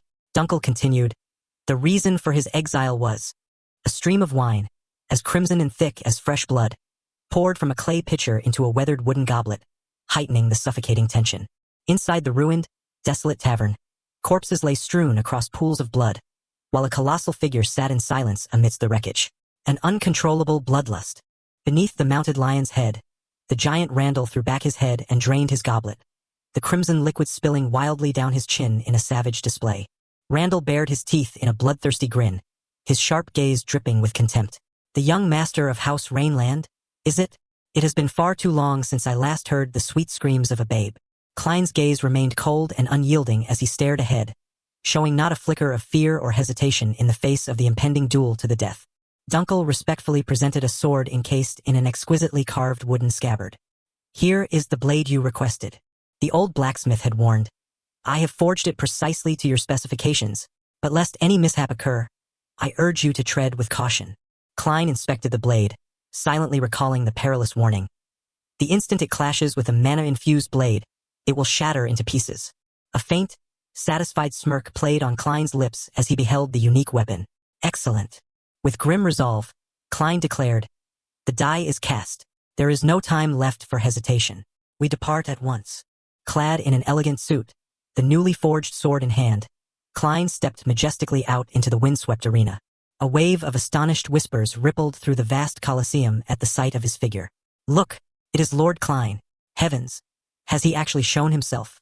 Count Delkin sneered with malice, mocking Duke Heinkel who sat beside him. "To think you would grace us with your presence in person. Your grace." Delkin pressed on with his provocative barbs. "But tell me, are you truly at ease with this? My champion is an imperial knight. I fear he may prove far too overwhelming for your manaless son." Heinkel maintained his cold, silent composure, entirely unfazed by the goading. Delkin sneered once more. "It is still not too late to swap him for Lord Delane, you know? What say you?" Standing in the heart of the dusty arena, Klein turned his head slightly, searching for his foe. "Now then, where is he?" His eyes swept the grounds. "My opponent," he thought to himself. "Is he still not out?" Suddenly, a colossal shadow loomed close, reaching out a hand to seize Klein's shoulder from behind. The giant spoke. "Are you, Sir Klein?" "I am Randall, the champion of Conwell," Randall remarked with utter disdain. "You are far younger than the rumors made you out to be." He uttered a savage threat. "Very well. Your arms look so frail. I wonder what kind of sound your neck will make when it snaps." To Randall's sheer astonishment, Klein executed a blindingly swift backward dash, slipping effortlessly from his grasp. The spectating nobles gasped in astonishment. What on earth was that? Did he just dash backward? Delkin sneered deviously. "Do you see that? The duel hasn't even commenced, and yet he is already acting in such a manner. Can he truly bear the weight of this match?" Wearing a mocking smirk, Randall glared down at Klein. My, you look absolutely terrified already."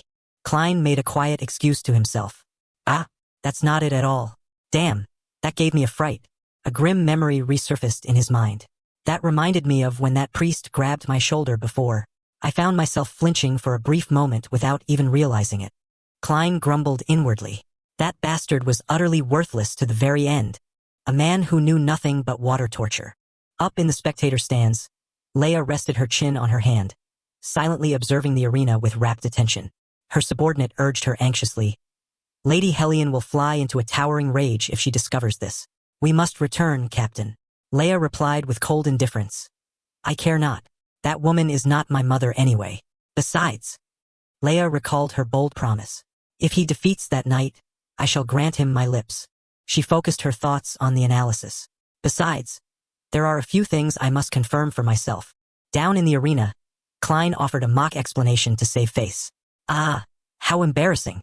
You see, my neck has been rather stiff lately," he continued, "so it would be best if you didn't touch my show." As Randall lunged forward again, Klein snapped. "I told you not to touch me, you miserable degenerate. Are your ears stuffed with muscle as well?" Klein calmly faced the brute with a mocking sneer. "Then again, that is precisely the reason the Empire cast you out." Randall gritted his teeth, his facial muscles twitching with rising fury. "Splendid. The more venomous your tongue." He unleashed a massive fist, driving it straight toward Klein's head with a torrent of murderous intent. "The louder you will scream in agony." In that hairbreadth moment, Klein swiftly pressed the button on his coat to slip free. Randall's fist slammed into the earth, unleashing a devastating impact that sent shattered stone and debris flying in all directions.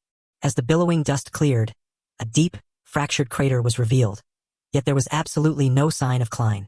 Randall looked around in sheer bewilderment upon finding his target gone, utter disbelief written all over his face. Unclenching his fist, he stood frozen as he realized he held nothing but an empty coat. "What is this?" The crowd gasped in absolute terror at the sheer destructive force. "The ground is shattered. What kind of monstrous strength is this? Wait, look over there." The spectators scrambled, scanning the arena for his whereabouts. Has Sir Klein vanished? In another corner of the arena, Klein stood poised, having shed his outer coat, holding his sword with effortless grace. Letting out a soft sigh, he sharply observed his massive opponent. Phew, that bastard has quite a temper.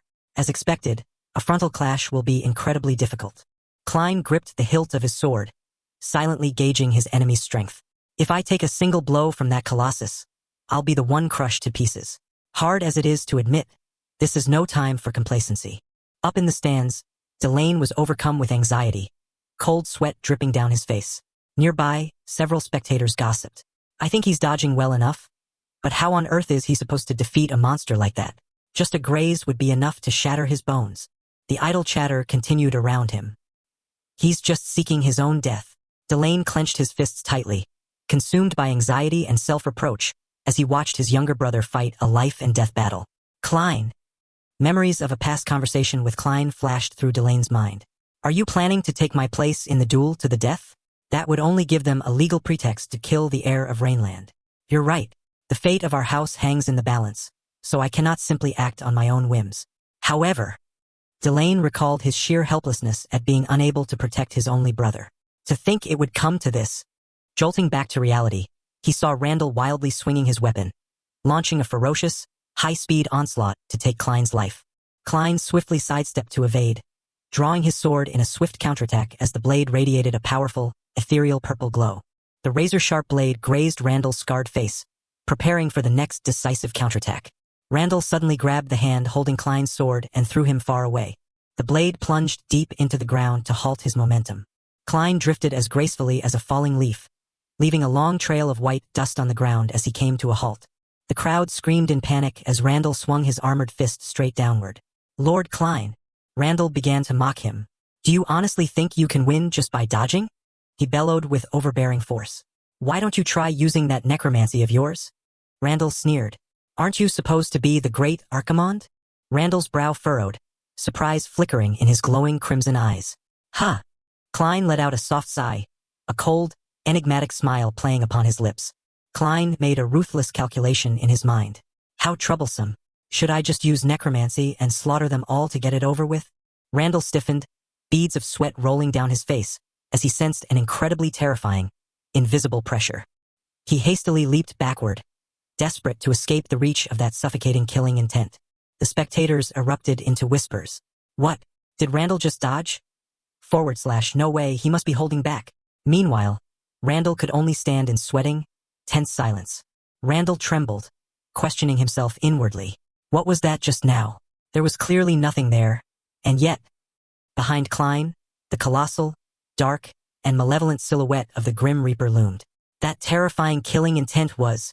Delkin frowned, baffled by Randall's strange behavior. What is going on? Why is Randall acting like that? Heinkel watched in silence, seemingly noticing something unusual in his son's magical energy. Klein casually lowered his sword, declaring with utter disdain, Do not worry, I will not resort to something like necromancy. Randall gasped in astonishment. He lifted his head with pride. For I am a Rainland. This is a stage to prove myself solely through swordsmanship. Klein spoke with resounding resolve. Therefore, I shall not use necromancy. Heinkel sat in silence, listening intently to his son's words. Down below, Delane looked on in sheer astonishment at his brother's declaration. Klein! Thunderous cheers erupted across the stands for the Rainland youth. Lord Klein! Now this is a true duel of life and death. Keep it coming. See? It seems it wasn't mere idle boasting after all. Randall inwardly reassured himself. No, it must be a mere coincidence. I far surpass him in both stamina and physical strength. Besides, he contemptuously sized up his opponent. The brat possesses not a shred of mana. The true power of royal swordsmanship lies in never suppressing one's mana. Randall channeled his energy to fortify his body. By pushing every sense to its absolute limit, from my breath and muscles to the very flow of my blood, the giant plummeted from on high like a blazing meteor, hurtling straight toward Klein. He unleashed his strike with arrogant pride. One can bring down an opponent with a single burst of overwhelming power. Die Rheinland. The crimson blade cleaved downward, but Klein gracefully slipped aside, evading the strike by a hair's breadth. Klein analyzed inwardly. I can see it. His technique, his mana output. Randall roared in a blind, furious rage. He confidently grasped every beat of the rhythm, even the trajectory of his blade, down to the finest detail. Randall cursed in frustration. Like a bothersome pest of a fly, he brought his sword down in desperation. The devastating strike crashed into the earth, whipping up a blinding cloud of dust that obscured all vision. Plumes of dust and smoke billowed upward, swallowing a corner of the arena. Randall looked around in bewilderment, finding no trace of his opponent. He fell into utter panic. Did he vanish? Could he truly have read every single trajectory of my blade in such a short span of time? Midair behind the giant, Klein materialized out of nowhere, his wooden sword poised to strike.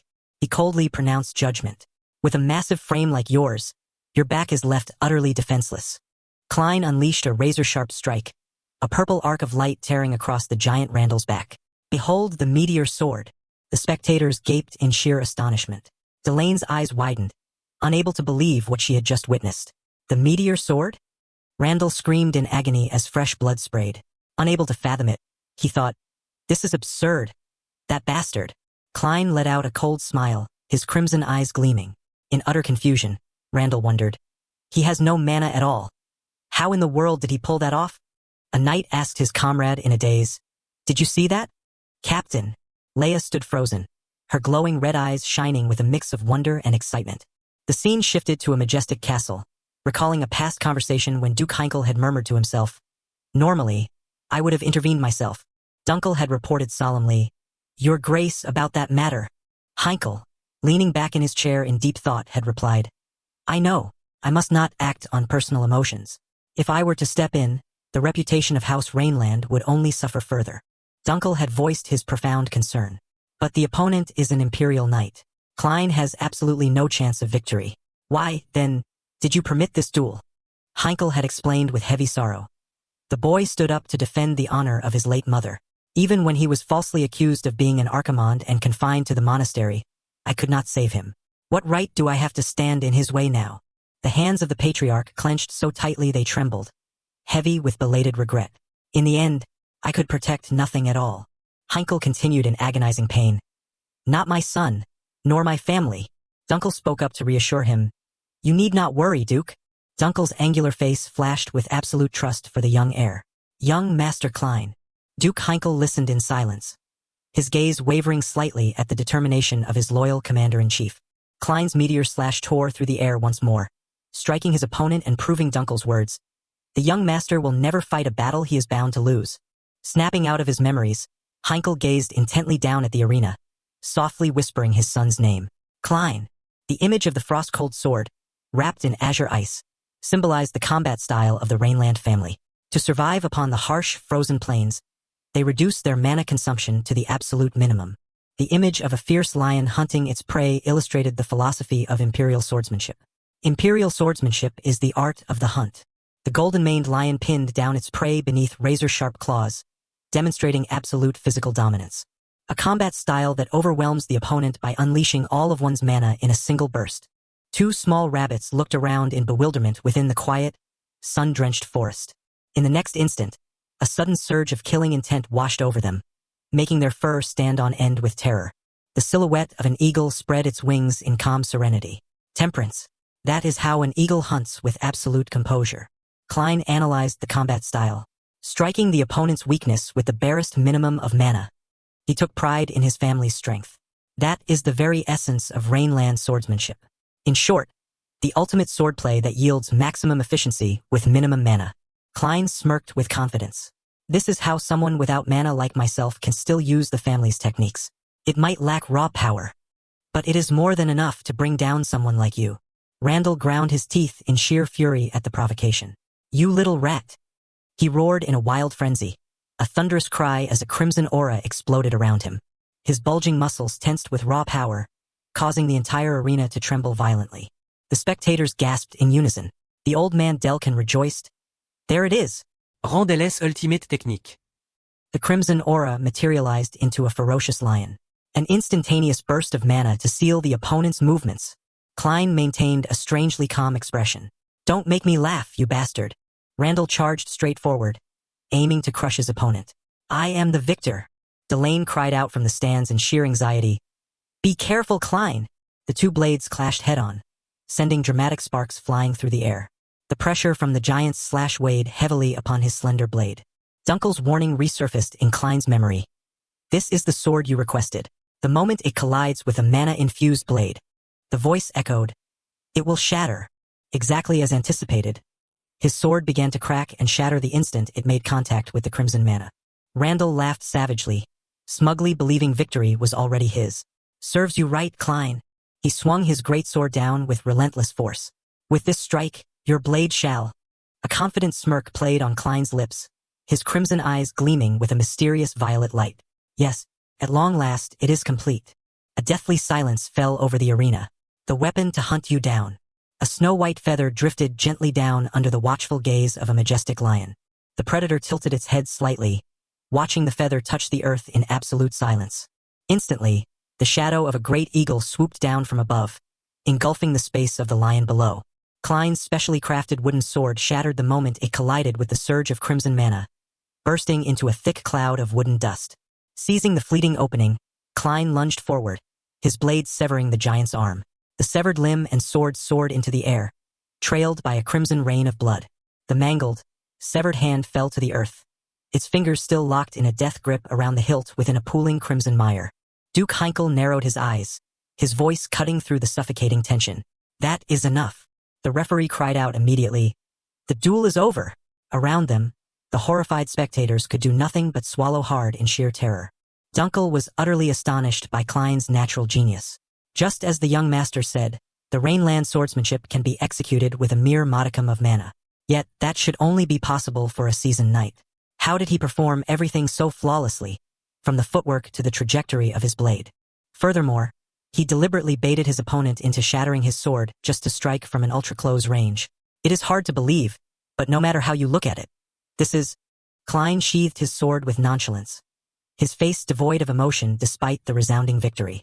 A perfect victory for the young master. Clutching his empty shoulder, Randall shrieked in agony. "My arm!" The medical team rushed onto the field in a panic. "Stop the bleeding! Quickly!" The chaotic shouts of the healers rang out. "Hold him down! Cast the sleep magic!" Klein casually walked over and, resting his chin in his hand, asked nonchalantly, "Can that be reattached?" The healer trembled and scrambled to explain. "No, basic healing magic will suffice for now. We will need to make a cast for a prosthetic limb." Klein shrugged in disappointment. "Oh, really? Is that all?" Klein stood watching Randall being carried away for treatment, silently musing. Even after 200 years, healing magic truly hasn't progressed at all. Heinkel approached Klein, his face filled with suspicion. "Do you feel nothing after witnessing a severed limb?" Klein started, suddenly realizing his slip-up. Right now, I am not Archimonde." He scratched his head, thinking to himself, "Should I pretend to be scared now?" Delkin Cornwell shrieked in absolute madness from the center of the arena. "This is preposterous. How could Randall lose? Do you have any idea how much fortune I spent to hire that night?" Heinkel demanded in a commanding tone. "Count Cornwell, as agreed, confess your wrongdoings and grant the victor's demands." The Count shrieked in refusal. "No!" Delkin glared, his eyes wide with burning resentment. "I have lost both my son and my personal guardian knight." He seethed. "How could I possibly?" But his words were abruptly cut short by an incredibly suffocating, invisible pressure. A chilling voice cut through the air, Klein's crimson eyes narrowing dangerously. "Delken Cornwell." An invisible murderous intent choked the very air, freezing the Count in place with absolute terror. Delkin trembled violently, sweat pouring down like rain as the cold breath of death brushed against him. "Ashu!" Clutching his constricted throat, the Count wondered in horror. "What was that just now? My neck was surely..." Klein stepped forward, exuding the aura of a ruler. "As the victor of this duel, I command you." His voice echoed like a divine decree. "Confess your sins before the Lord of the North, and fall to your knees to beg for forgiveness." A thick, dark purple aura of malice began to envelop Delkan. "Bow your head and beg for mercy, for you shall be crushed under the weight of your sins, bound to eternal penance." The final verdict rang out, cold and unyielding. "Unto eternity." The specter of death, brandishing a colossal scythe, manifested to seize the soul of the Count, who lay trembling upon the earth. Delkin screamed in agony, trapped within a nightmare of absolute mental torment. He collapsed to his knees before Klein, pressing his forehead to the dirt. "I was wrong." Delkin trembled as he confessed. My son and I dared to plot against young Master Klein. Klein thought to himself, this is inherently a voice meant to summon the souls of the dead, the voice of the deceased. He continued to analyze the magic. It is a soul-shattering secret art exclusive to necromancers, sowing absolute terror into the hearts of the living. The Count repeatedly prostrated himself, slamming his head against the ground. I am sorry. I am truly sorry. Randall lay prostrate on the ground, whimpering. Furthermore, I insulted the young master's mother, Grand Duchess Claire. Please, forgive me. Klein observed silently. With this spell chanted directly in his face, it is only natural that he would lose his mind. A middle-aged noble broke into a cold sweat of sheer panic. Am I seeing things? To think a pillar of the Branch family could crumble so effortlessly. Klein raised the shattered hilt of his wooden sword high toward the brilliant blue sky. Excellent. It all begins here. He declared in a ringing voice. All who stand here, hear me well. He thought to himself. This is the declaration of my existence, the catalyst to restore my family's glory. His crimson eyes, burning with a violet light, stared straight ahead. I am the challenger of this duel to the death, and its rightful victor. Dunkel watched with a mix of astonishment and profound relief.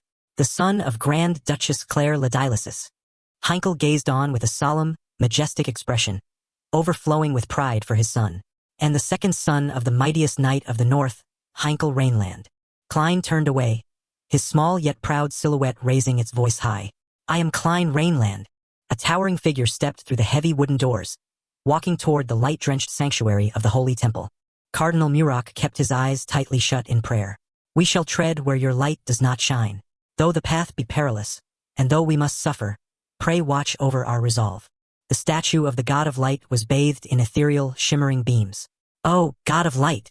Heavy, measured footsteps echoed across the marble floor of the silent cathedral. Garrison approached from behind. Cardinal Muroc. The cardinal remained in his posture of prayer. I hear you, Garrison. Your voice sounds grave. Has something occurred? Garrison reported. Our surveillance target has been attacked.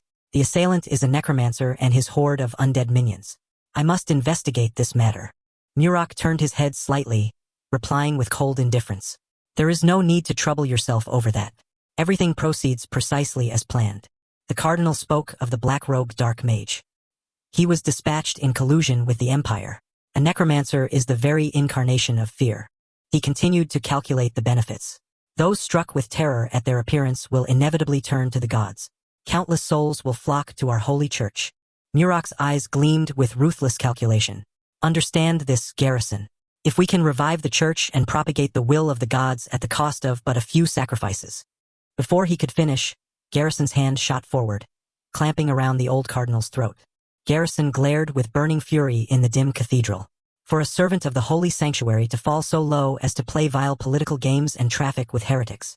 Garrison tightened his grip around Muroc's neck, forcing a strangled cry from the old man. What do you think you are doing? The frail priest cried out for salvation before slipping into unconsciousness. Save me. Fresh streaks of warm blood splattered ghastly across the face of the cold, stone holy statue. Garrison coldly hoisted Muroc aloft, the victim's body convulsing once before going utterly still. A figure clad in pristine white stepped forward, mocking. Do you feel any better now? Stepping over the heap of corpses, the figure remarked. You haven't changed at all, Garrison Veerman. To think you have slaughtered more clergymen than even the necromancers. Archbishop Palamon L. revealed himself with a cryptic smile. They really ought to know what secrets you are harboring within. Garrison turned back, his gaze brimming with wariness. Is this your handiwork, Palamon L.? Palamon L. replied nonchalantly. Of course not. I merely sanctioned it. And I bring tidings. He tilted his head, offering the confidential intelligence. Regarding the subject of your surveillance. Garrison lashed out with a sudden punch, but unfortunately, it failed to connect. Palamon L. calmly explained. Whenever necromancy is invoked, it invariably leaves a trace. Garrison froze in astonishment. The archbishop held up a cross-shaped glass vial filled with a crimson liquid. This is the crucifix containing those very traces. It belonged to the necromancer you slew. He analyzed the magical residue within the vial. One is reanimation magic to raise the dead, something the Empire is actively researching. The other is a technique akin to the primordial form of necromancy, manipulating souls rather than mere corpses. Garrison mused, the primordial form of necromancy. Paliman el nadid. Indeed. Turning his back, the archbishop delivered his shattering conclusion. which means there were two necromancers at the scene. Palamon L enunciated each word. Listen closely, Garrison. Leaning in close, the Archbishop whispered in his ear. The subject of your surveillance. The second young master of the House of Rainland. Garrison listened intently, his eyes narrowing in tense anticipation of the secret. Elsewhere, Klein stood beside his family, even as Palamon L's words echoed in suspense. His true identity is... Then came the earth-shattering revelation. Klein Rainland is a necromancer. Torrential rain poured over the dark forest, shrouding the entrance of a mine where firelight flickered dimly.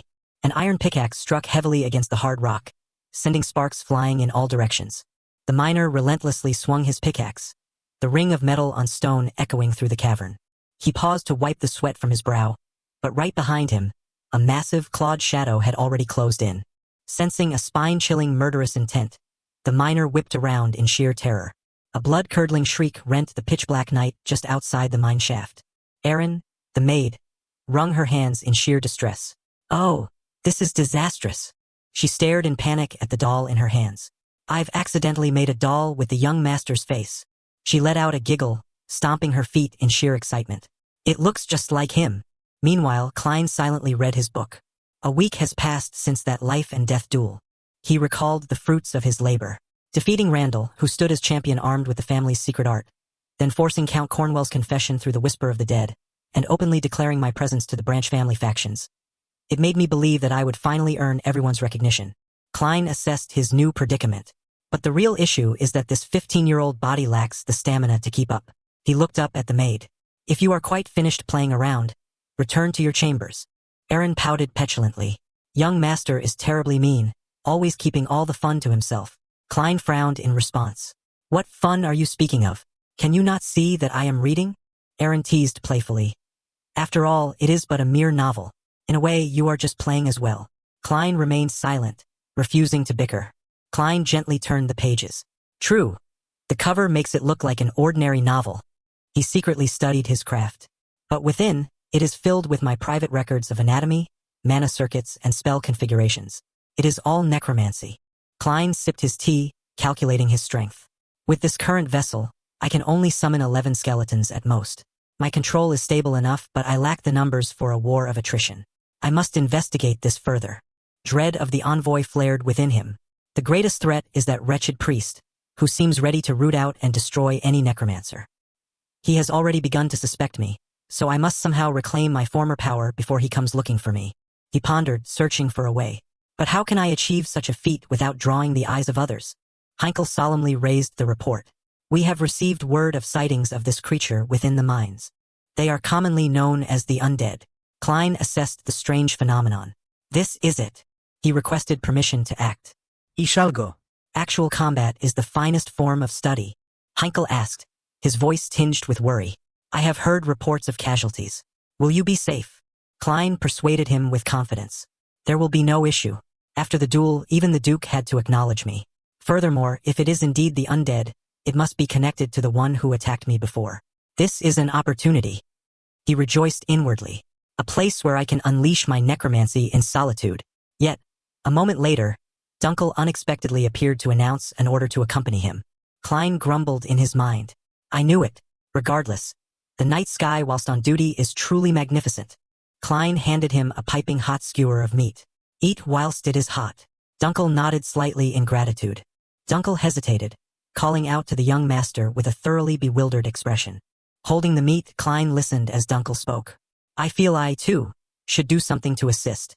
Shaken by the sight of the charred meat, Klein quickly urged Dunkel to remain still. Through this journey, I have come to realize a rather harsh truth. The truth was that the illustrious commander-in-chief was utterly incompetent at culinary arts.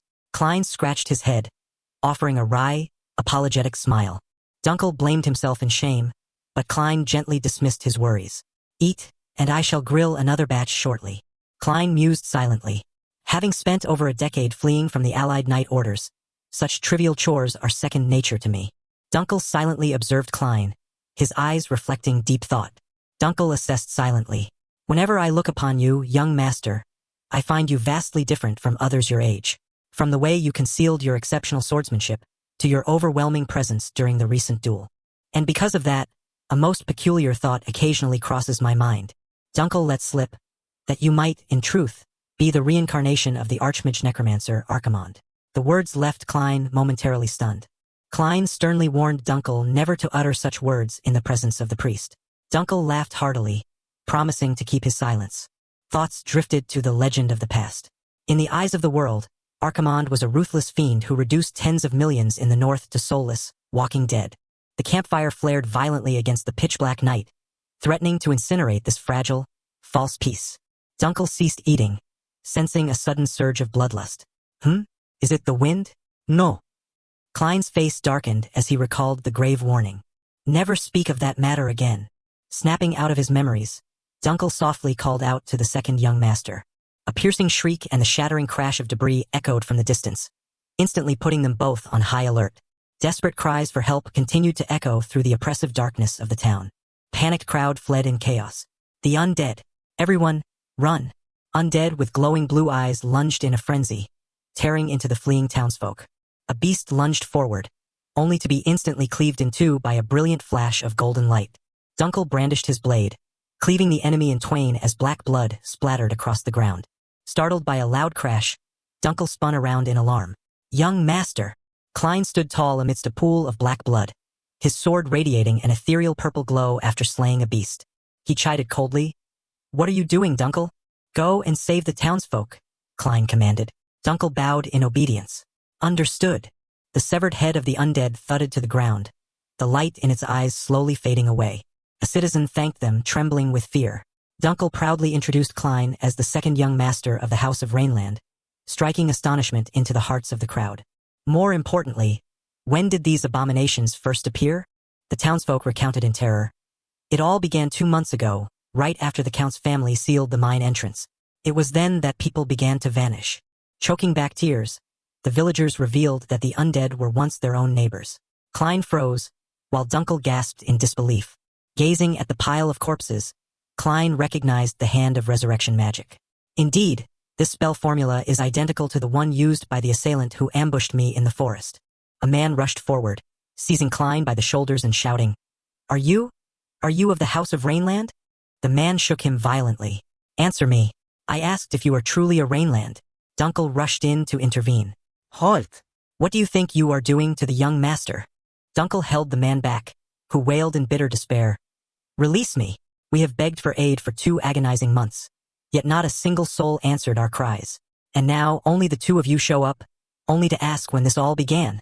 Pointing a trembling finger at the corpse on the ground, he sobbed. And worst of all, the one you just cut down. Klein watched in silence. That was my father, the man shrieked in agony. All he ever did was toil day and night in the mines. Tears streamed down the wretched man's face. Why must we endure such horrific suffering? Klein stood motionless in the dead of night, his face devoid of emotion in the face of the heartbreaking cries. A faint, echoing voice from his past reverberated through his mind, whispering the name Archimonde. His lips parted, shattering the silence with a chilling tone. Hey! His crimson eyes, tinged with a violet hue, flashed with murderous intent. You are being far too noisy. Shut your mouth. Why is any of this my fault? The man's eyes widened in sheer terror as he stared at the boy. Klein's gaze grew razor-sharp. I am not the one who turned your father and the others into the living dead. Am I? If you wish to vent your wrath, direct it at the proper target. Dunkel stepped in, anxiously trying to placate him. Young master, I shall handle everything here, so... At that moment, a bizarre blue flame flared to life upon Klein's hand. His chant rang out. I command you, innocent souls who perished in agony. Dunkel gasped in disbelief. Young master, Klein continued, I shall light the guiding lantern to illuminate your path. The corpses began to glow with a pale green light. Dunkel cried out in panic. The undead are moving again. A solemn oath resounded. I, Klein Rainland, shall fulfill your final wishes. The flames erupted violently as he commanded. Therefore, follow my guidance. The azure mana enveloped the corpses, soothing their wounds and washing away their resentment. From the lifeless shells, pure souls ascended, weaving a phantasmal spectacle. Glowing ancient runes materialized. The souls of the father and the miners appeared, serene and ready to cross over. Klein stood amidst the beam of light as the ancient runes drifted around him, as though weaving a tale. Klein whispered back to the souls. I understand. Dunkel realized in utter terror. What is this? This is soul resonance. He recalled the ancient legend. The secret art said to have been used 200 years ago during the Northern Plague to liberate the dead. The son sobbed, calling out, "Father!" The father's soul smiled serenely before dissolving into luminous dust. A myriad of emerald light particles soared into the heavens, resembling a flowing river guiding the departed spirits. The full moon parted the gray clouds, bearing witness to this miraculous moment of release. Two silhouettes forged ahead under the canopy of stars. The miner's son pointed the way. The entrance to the mine lies in that direction. If you follow that mountain path straight up. Dunkel could not suppress his curiosity. What did you speak of with the spirits just now? Klein calmly replied, "Nothing of great import. Merely." He recounted the spirits' words. "They thanked me for helping them find peace. And," his eyes turned cold, "they begged me to avenge them." Dunkel repeated in sheer disbelief. "Avenge them, you just said." Ancient rumors whispered in his mind. Could he truly be the reincarnation of Archimonde? "Never speak of." Mustering all his courage, Dunkel drew his sword and asked, "Therefore, allow me to ask you one question." He stared directly at Klein. "You? Who are you, truly?" Dunkel's mind swirled with conflicting thoughts. Is this child truly young Master Klein Rainland? He doubted his young master's true identity. The young lord, who had been confined to the monastery for 7 long years, has returned to the manor. The cursed young master who claims to be Archimonde. Yet what is far more astonishing is a close-up of those deep, dark eyes that bordered on absolute void. It is hard to believe that such a gaze belongs to a child. The lifeless body of an ill-fated cat lay still upon the grass. Did it all begin on that very day? 2 maids gasped in sheer horror at the sight. A dead cat was found within the manor's kitchen. The servants huddled, whispering in hushed anxieties beside another carcass. The second was in the back garden. The third followed the very next day. And then the fourth, the fifth, the sixth soon followed. In total, 7 cats lay dead. Malicious rumors spread like wildfire. They say he dabbled in necromancy from the very moment of his birth. They say his mother's lineage was no different. Did he truly claim to be Archimonde? See, the rumors are true. It is a cursed bloodline. Everyone suspected but one person. Dunkel quietly observed his young master from behind. In stark contrast to the mansion's uneasy air, the young master has done nothing but gaze out the window since the day of his return. It is as though he cares not for the whispers swirling around him. Klein's small back stood solitary in the middle of the vast chamber. Just as they whisper, the young master is suspected of being Archimonde. Yet he is still so small. Perhaps he has no hand in this after all. A full moon hung suspended in the gloomy night sky, a silent harbinger of ill omen. Dunkel whipped his head around, startled by a strange sound echoing in the dead of night. A storm lantern cast a warm, orange glow, swaying gently amidst the devouring darkness. Concealing himself behind the corner of the wall, Dunkel stared in bewilderment at the small silhouette carrying the lantern down the corridor. Young Master Klein? The nocturnal wind howled, sending an eerie rustle through the tree canopies. Where could he possibly be going at this hour?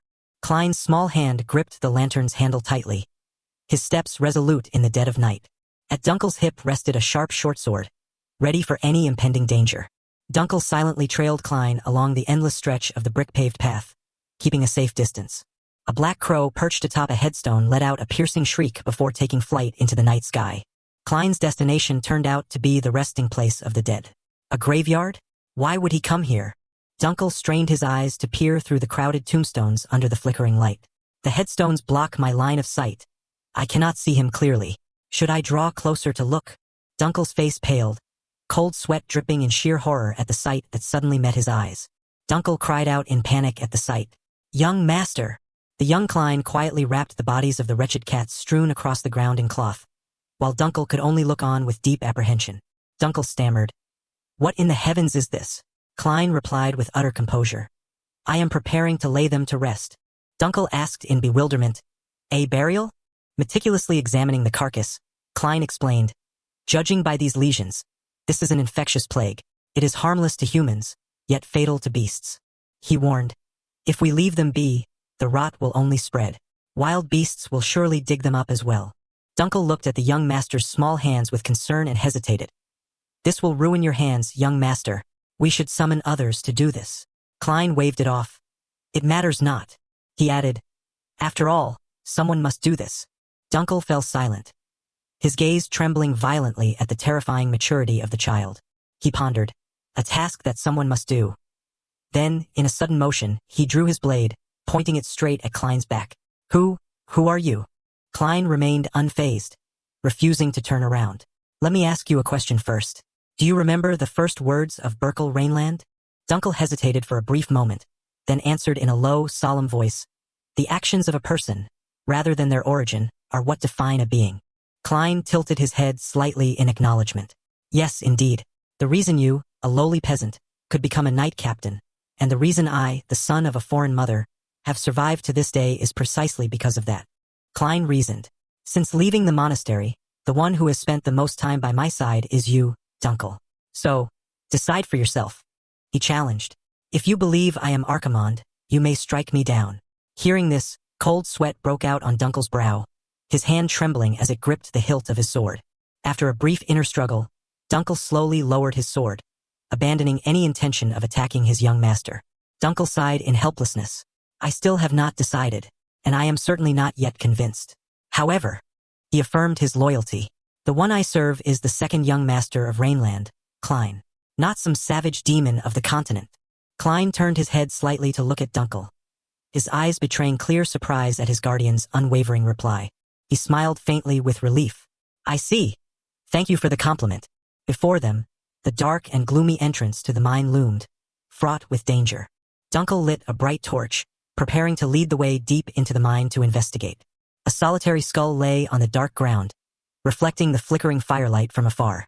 Holding the torch, Dunkel led Klein deep into the gloomy mine, countless bones scattered all around them. Dunkel frowned slightly and remarked, It smells of corpses here. Walking right beside him, Klein coldly agreed. Klein added, Moreover, they are corpses that move. Before them, a horde of undead was sluggishly drawing near.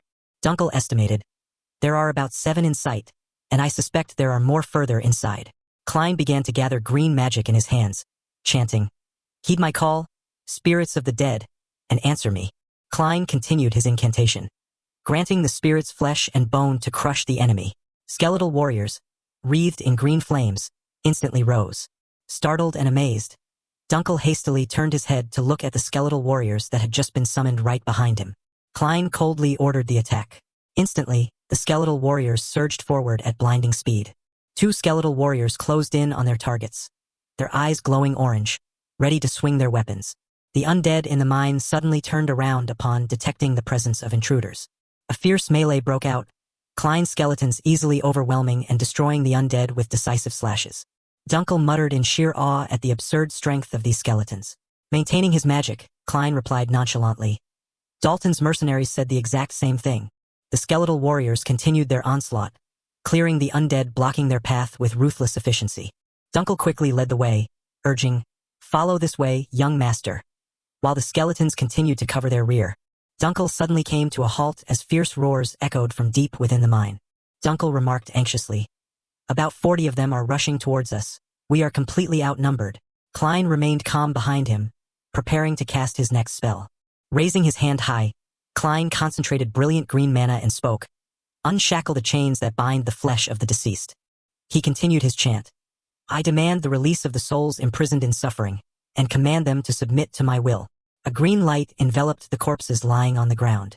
Utterly astonished, Dunkel questioned his young master about this strange phenomenon. Klein explained, This is a technique to convert vanquished undead into our allies. Klein asserted, This is but a basic tactic when necromancers battle one another, as a new army of undead knelt in submission at his feet. Klein confidently declared, This is enough to make a stand. Standing beside him, Dunkel broke out in a cold sweat. Suddenly, a gruesome roar echoed from deep within the mine, putting both on high alert. Klein swiftly ordered his skeletal vanguard to advance, while urging Dunkel to follow closely. Dunkel complied without hesitation. Charging ahead, the skeletal army swept through the dark tunnels with blistering speed. The undead blocking their path were caught completely off guard, instantly cut down by razor-sharp slashes. Swift, decisive strikes severed the heads of the ferocious monsters one after another. Running in stride, Klein calmly directed the battle. Rearguard, support the assault, he commanded. All units, press forward and break through. Devastating slashes tore through the enemy's lines, sending clouds of dust billowing into the air. The monsters shrieked in agony as Klein's skeletal army utterly overwhelmed and swiftly decimated them. Following close behind, Dunkel watched in sheer astonishment, thinking to himself. To think that these skeletons, widely deemed the lowest class of undead, could move with such fluid agility. He could not help but marvel. The young lord's tactical genius makes them fight like a disciplined, elite army. Dark blood from the slain undead dripped onto the cold, rocky ground, casting an oppressive gloom over the cavern. Having flawlessly cleared the path of all obstacles, the skeletal soldiers stood at solemn attention around them. Dunkel surveyed the battlefield in disbelief, having just witnessed the defeat of an enemy force 4 times their number. Klein then reminded him, "From this point onward, we will have to fend for ourselves. You promised to trust me, so believe in me until the very end." Holding the torch to guide their way, Dunkel observed their surroundings with caution. "It seems we have already ventured quite deep into the heart of the mine." As Dunkel muttered to himself, "How much further?" A drop of crimson liquid suddenly splashed onto his cheek. He wiped the blood away in confusion, only to hear a faint, trembling whisper, "Please, kill me." Recognizing a human voice, Dunkel gasped in shock and raised his torch high, casting its flickering light into the shadows ahead to search. Dunkel cried out, promising to save them and desperate for a reply, but he was answered only by a chilling silence from a blood-drenched, slumped figure. "Please, put an end to my life." Dunkel and Klein stood frozen in horror at the gruesome sight unveiled by the torchlight. Countless villagers hung suspended, their bodies drenched in blood. As the victims wept and pleaded, Dunkel recognized them as the villagers, while Klein asserted they were abducted to serve as catalysts for resurrection magic. A heavy footstep echoed in the gloom. "As expected, you are well informed." The stranger explained, "Resurrection magic awakens the dead and binds them as one's thralls. That is why it demands a vast harvest of high-quality vessels." She continued, "Surely that is elementary knowledge for necromancers like us, is it not?" Klein narrowed his eyes, his guard raised. "Who are you?" Lowering her cowl, the mysterious woman flashed an enigmatic smile. "I never imagined I would run into you in a place like this." She uttered his past name with chilling clarity. "Long time no see, demon of the continent, Lord Archimonde." Klein froze, his crimson eyes contracting in shock as his former name fell from the stranger's lips. A haunting question echoed in his mind. Why did I become a necromancer? He recalled the ancient lore, necromancy, rooted in the words for corpse and prophecy. It once referred to those who summon spirits to seek divine oracles. Yet, after that day, they became the objects of absolute terror. A bloody history repeating itself. The horrific calamity where tens of millions of undead invaded the continent, the Archimonde Cataclysm. An unprecedented legion that neither ate, rested, nor died. They completely bypassed all conventional means of warfare and literally laid waste to the entire continent. The war only drew to a close when the hero, Urkel Rainland, slew their master, Archimonde. Thereafter, those captivated by such power began to study necromancy, yet it was limited merely to the magic of resurrection. In the end, the necromancers of today have degraded into mere second-rate mages, capable of nothing more than raising corpses to fight. He coldly appraised the sorceress. Exactly like the one standing before me right now. She introduced herself. "It has been a long time, Lord Archimonde. I am Pale, a necromancer." A chilling wind swept through the cavern, weaving a suffocating tension between the two sides. Dunkel muttered in confusion, "Archimonde," before concluding, "That woman, she is the one behind all of this." Klein coldly confirmed, "Indeed." A crimson torrent of mana surged from Pale. Klein thought to himself, "The sheer volume of her mana is staggering." He analyzed her power. She has imbued magic into her cloak. As far as I know, they are the only ones capable of infusing mana into soft materials. Dunkel bellowed, "Hey you, this is young Master Klein. How dare you address him by the name of that wretched scum, Archimonde?" Pale offered a hollow laugh, clasping her hands in mockery. "I was merely jesting. I suppose that was rather discourteous to the young master of the House of Rainland, was it not?" She declared with absolute certainty. "But I know the truth. The rumors about you, and that foreign mana I sensed moments ago. You are undoubtedly a necromancer, just like me." Pale's gaze turned razor-sharp, dripping with contempt. "Though, how should I put it? For a necromancer." She smirked. "To wield a sword is truly..." Dunkel cut her off in a rage. "Spare us your nonsense and answer the question. What have you done to those people? Who commanded you to do this?" Pale replied nonchalantly, "A true necromancer does not rely on mere tools." She flaunted her power. "We reign over souls, and we command death." Crimson and black smoke coalesced into countless vengeful wraiths, shrieking in madness as they enveloped the cavern. The victims were warped beyond recognition, twisted by the agonizing torment of the dark arts. The malevolent energy surged deep into their airways, choking out the final embers of the victims' lives. Countless weeping spirits wailed as they were violently drawn into an ever-expanding vortex of darkness. Pale raised her voice in challenge. So, let me show you the true meaning of necromancy. From the dark sphere, a colossal, grotesque arm lunged forth, tearing through the very fabric of space. She declared triumphantly, "The masterpiece I have spent my entire life creating." The abomination, stitched together from hundreds of human corpses, slammed heavily onto the ground, sending tremors through the mine. Dunkel, breaking into a cold sweat, tightened his grip on his hilt. This is madness. Dunkel thought to himself, I have never witnessed such an abomination on the battlefield. That is undoubtedly a one-eyed demon. Pale stroked the beast affectionately. Come here, my darling. I am so sorry. You must have suffered terribly, haven't you? But I have a favor to ask of you. Her gaze suddenly turned ice-cold. Grind those two to dust for me. A colossal foot stomped down, sending violent tremors through the earth. The beast let out a terrifying roar, charging forward with suffocating pressure. Dunkel gasped in horror. The speed of this colossal creature is beyond imagination. It is too dangerous, young master. Dunkel warned urgently, reaching out to pull him back. Without warning, Klein shoved Dunkel backward, stepping forward to face the peril alone. Dunkel's eyes widened in utter disbelief at Klein's decisive action. Flung backward, Dunkel cried out in bewilderment. Young master, what are you doing? Klein braced himself, absorbing the devastating force of the monster's frontal impact. A blow of monumental weight slammed into the earth, erupting in a blinding cloud of dust. Amidst the swirling dust, Klein stood resolute, despite having just withstood a colossal impact. Wiping a trickle of blood from the corner of his mouth, Klein's eyes burned with cold, unyielding resolve. The beast uttered a grotesque shriek, preparing for its next onslaught. The fiend hoisted its colossal foot, poised to crush the ground where Klein stood. The devastating stomp descended with lightning speed. At that hairbreadth moment, Dunkel lunged forward, intercepting the beast's foot with his great sword. Dunkel roared in fury. Don't you dare lay a single finger on my young master. They are targeting the young master. Klein called out in astonishment. Dunkel? Pale's expression shifted slightly, her eyes flickering with surprise. The beast howled in agony as it took a devastating slash from Dunkel. A slow, rhythmic clapping echoed, putting Dunkel instantly on high alert. Pale offered a seductive yet mocking smile. A magnificent strike, Sir Knight. She continued her provocation. But with that level of talent, you cannot even leave a scratch upon my masterpiece. Dunkel stared in horror as the beast's leg began to regenerate. The beast roared in a frenzy, unleashing a relentless barrage of strikes with its tentacled arms. None of that matters now, Dunkel thought. The young master risked his own life to save me, even with a body utterly devoid of magic. All for my sake. Dunkel gripped his sword tighter, his heart swelling with gratitude. Filled with remorse, he reproached himself. To think I dared suspect such a great figure as the archnecromancer Archimond. There is but one way to cleanse this disgrace. Dunkel unleashed his blade, sending a radiant golden arc tearing through the dark. The beast roared in agony as a barrage of devastating strikes rained down upon it. Dunkel roared with fierce resolve. I shall stake my very life to protect the young master.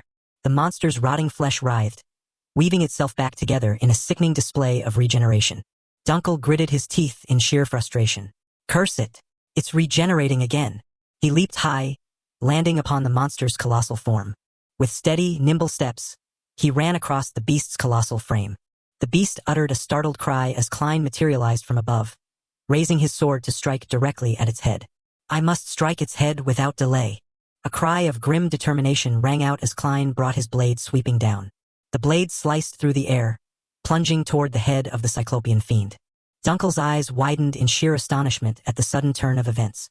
A cry of agony erupted as a colossal impact shattered the air, hurling Dunkel violently against the stone wall.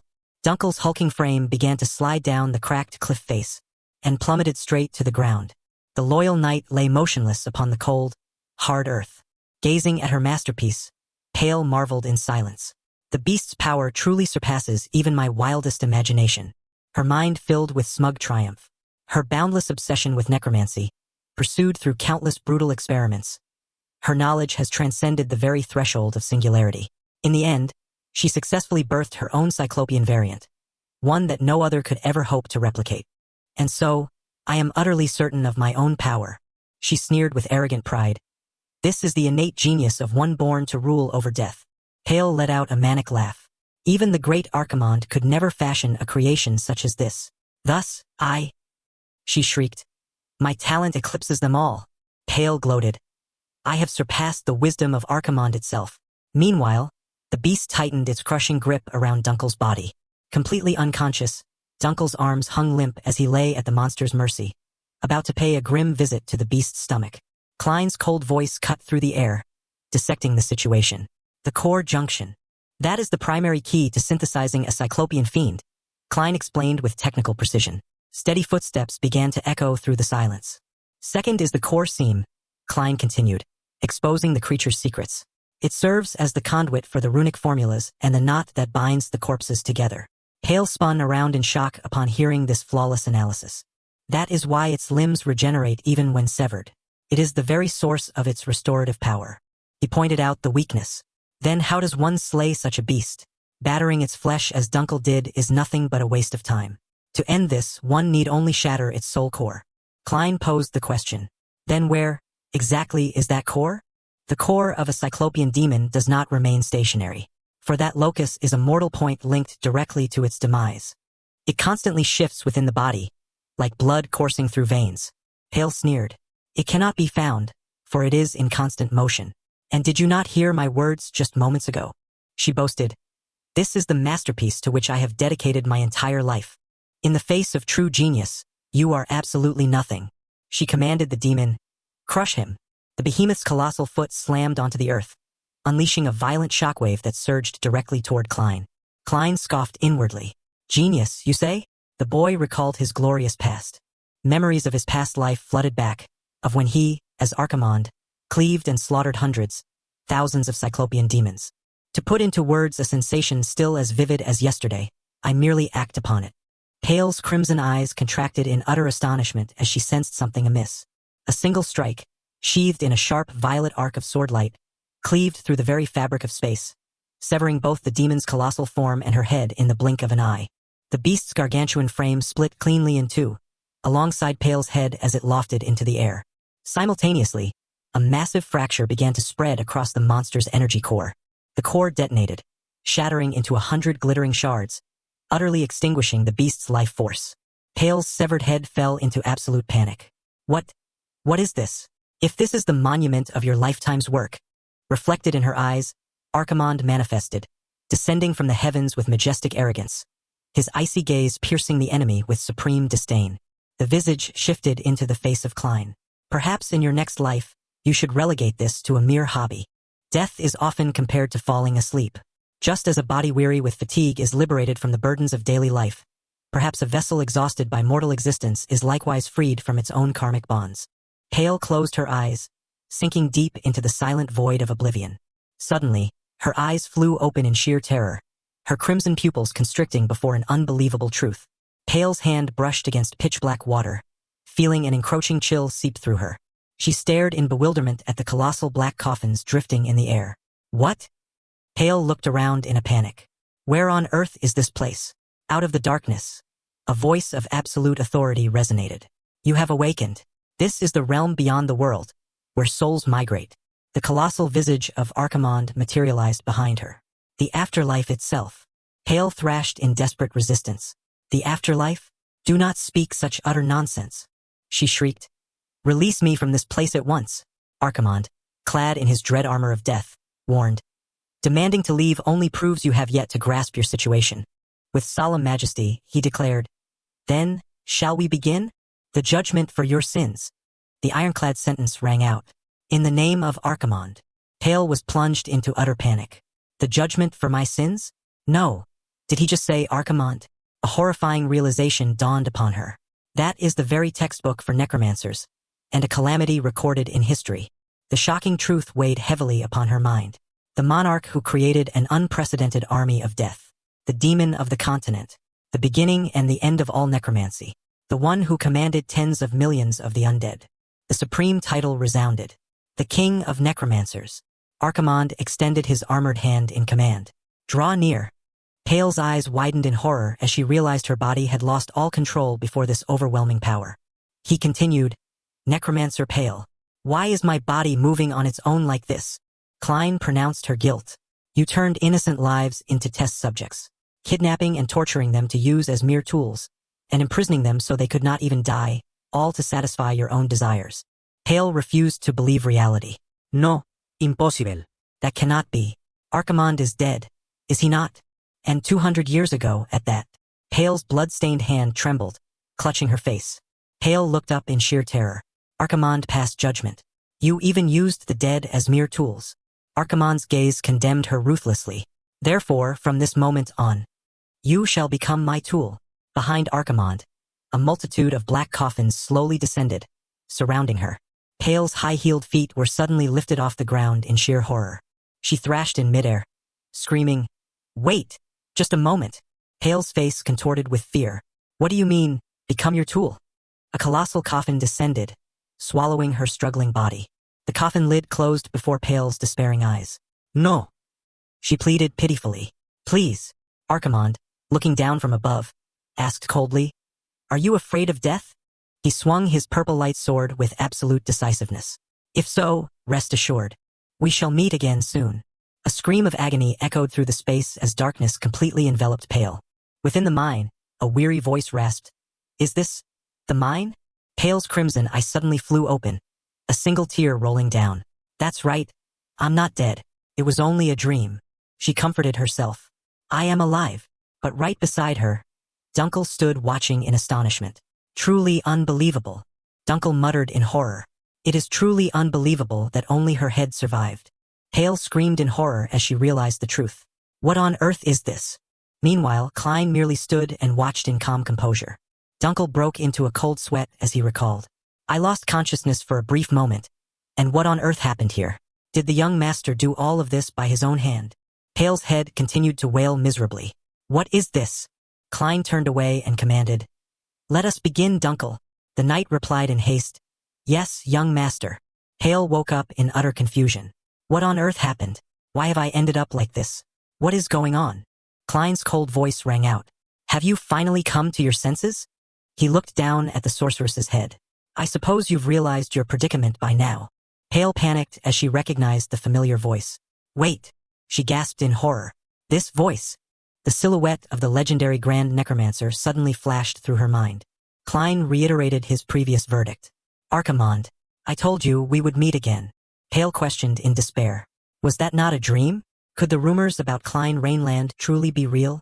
She trembled, seeking confirmation. You are Archimonde.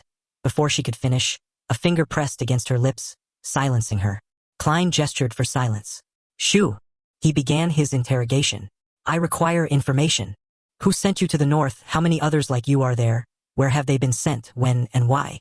He presented a grim choice. Speak, and I shall grant you a painless death. But should you refuse, I will bestow upon you eternal life. Hale was aghast. Eternal life? Surely not. In this state. Klein replied curtly. Yes, he threatened.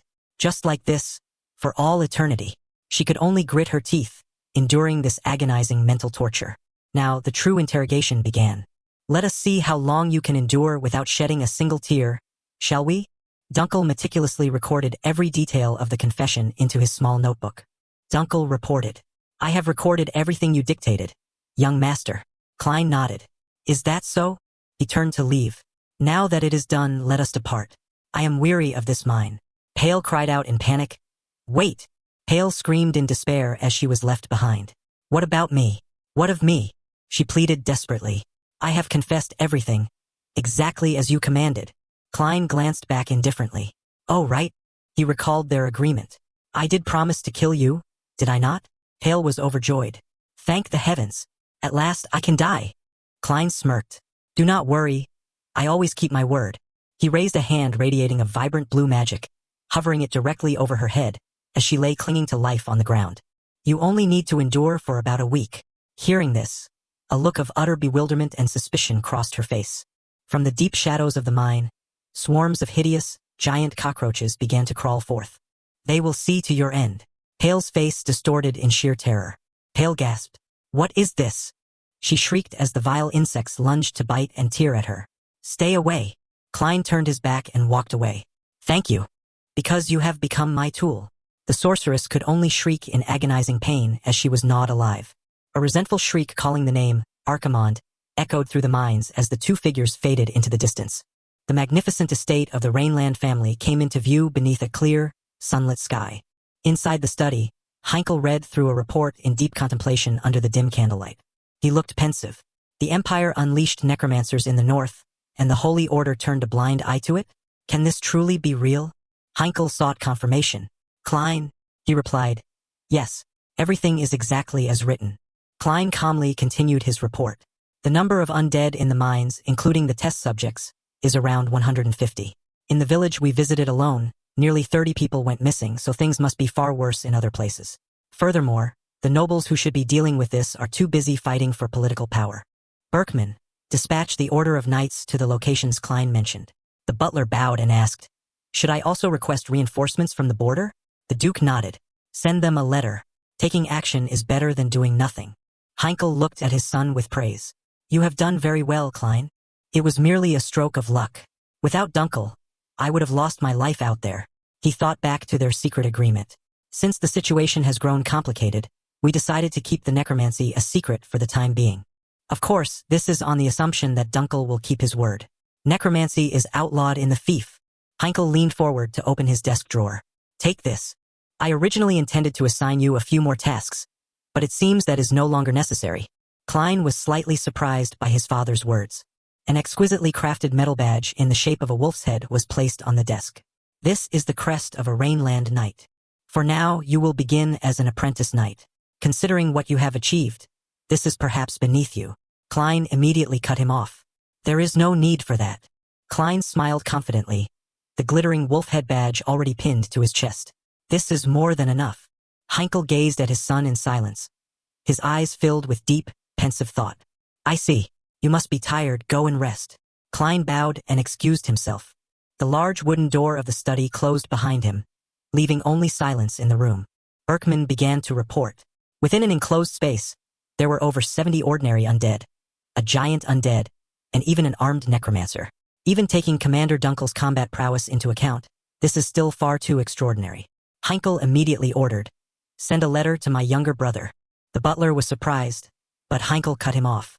I know he is not the type to come for just any reason, so tell him that the genius we have searched for all our lives is right here. Klein stood proudly in the middle of the grand hall, carrying himself with immense pride. A genius is right here. Klein chuckled softly to himself as he strode down the hallway. And now, I am an apprentice knight. He analyzed his new advantage. Unlike the Duke's estate where outsiders can freely come and go, the Knight's Barracks is a restricted military zone. Even someone like Garrison cannot enter without permission. That bastard is definitely still suspicious of me. He is probably itching to perform a purification ritual on me. But what a shame, he will never get to see me again. I have been resolved since the day I killed Dalton to restore the former glory of House Rainland. All right, now that I am an apprentice knight, what will the next step be? Suddenly, the sound of hurried footsteps rushed up from behind him. Aaron rushed over from a distance, shouting his name, and slammed into him, sending them both tumbling to the ground. Young Master Klein. Klein scrambled to his feet, rubbing his neck as he asked, What is it, Aaron? Have we run out of cookies in the room? He groaned. I think my 7th cervical vertebra just snapped, and this family is doomed, prompting Aaron to cry out in helpless exasperation, Young Master. Aaron crossed her arms and pouted defensively, even though cookie crumbs still clung to the corner of her lips. Do you think cookies are the only thing I care about, young master? Speechless at her gluttonous look, Klein replied, Is it not? Then what on earth is that stuck to your mouth? Klein waved his hand in helpless resignation. Enough, I know nothing of it. Go down to the kitchen and ask for more. But Aaron suddenly remembered something crucial. Oh, that's right. She delivered the news in a panic. Priest Garrison is here, right this very moment. Klein's footsteps ground to a sudden halt, the light-hearted atmosphere instantly extinguished by a suffocating tension. He stood rooted to the spot in silence, the sharp profile of his face hardening into grim gravity at the mention of his overseer's name. Within his mind, the brutal memories of the man rushed back with searing clarity.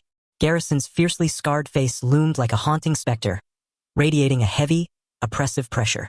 Klein started in alarm. Damn it, what? Garrison's low, gravelly voice rumbled from right behind him, sending a cold sweat breaking across his skin. Is your mission progressing well? I have always been waiting for you. Young Master Klein Rainland.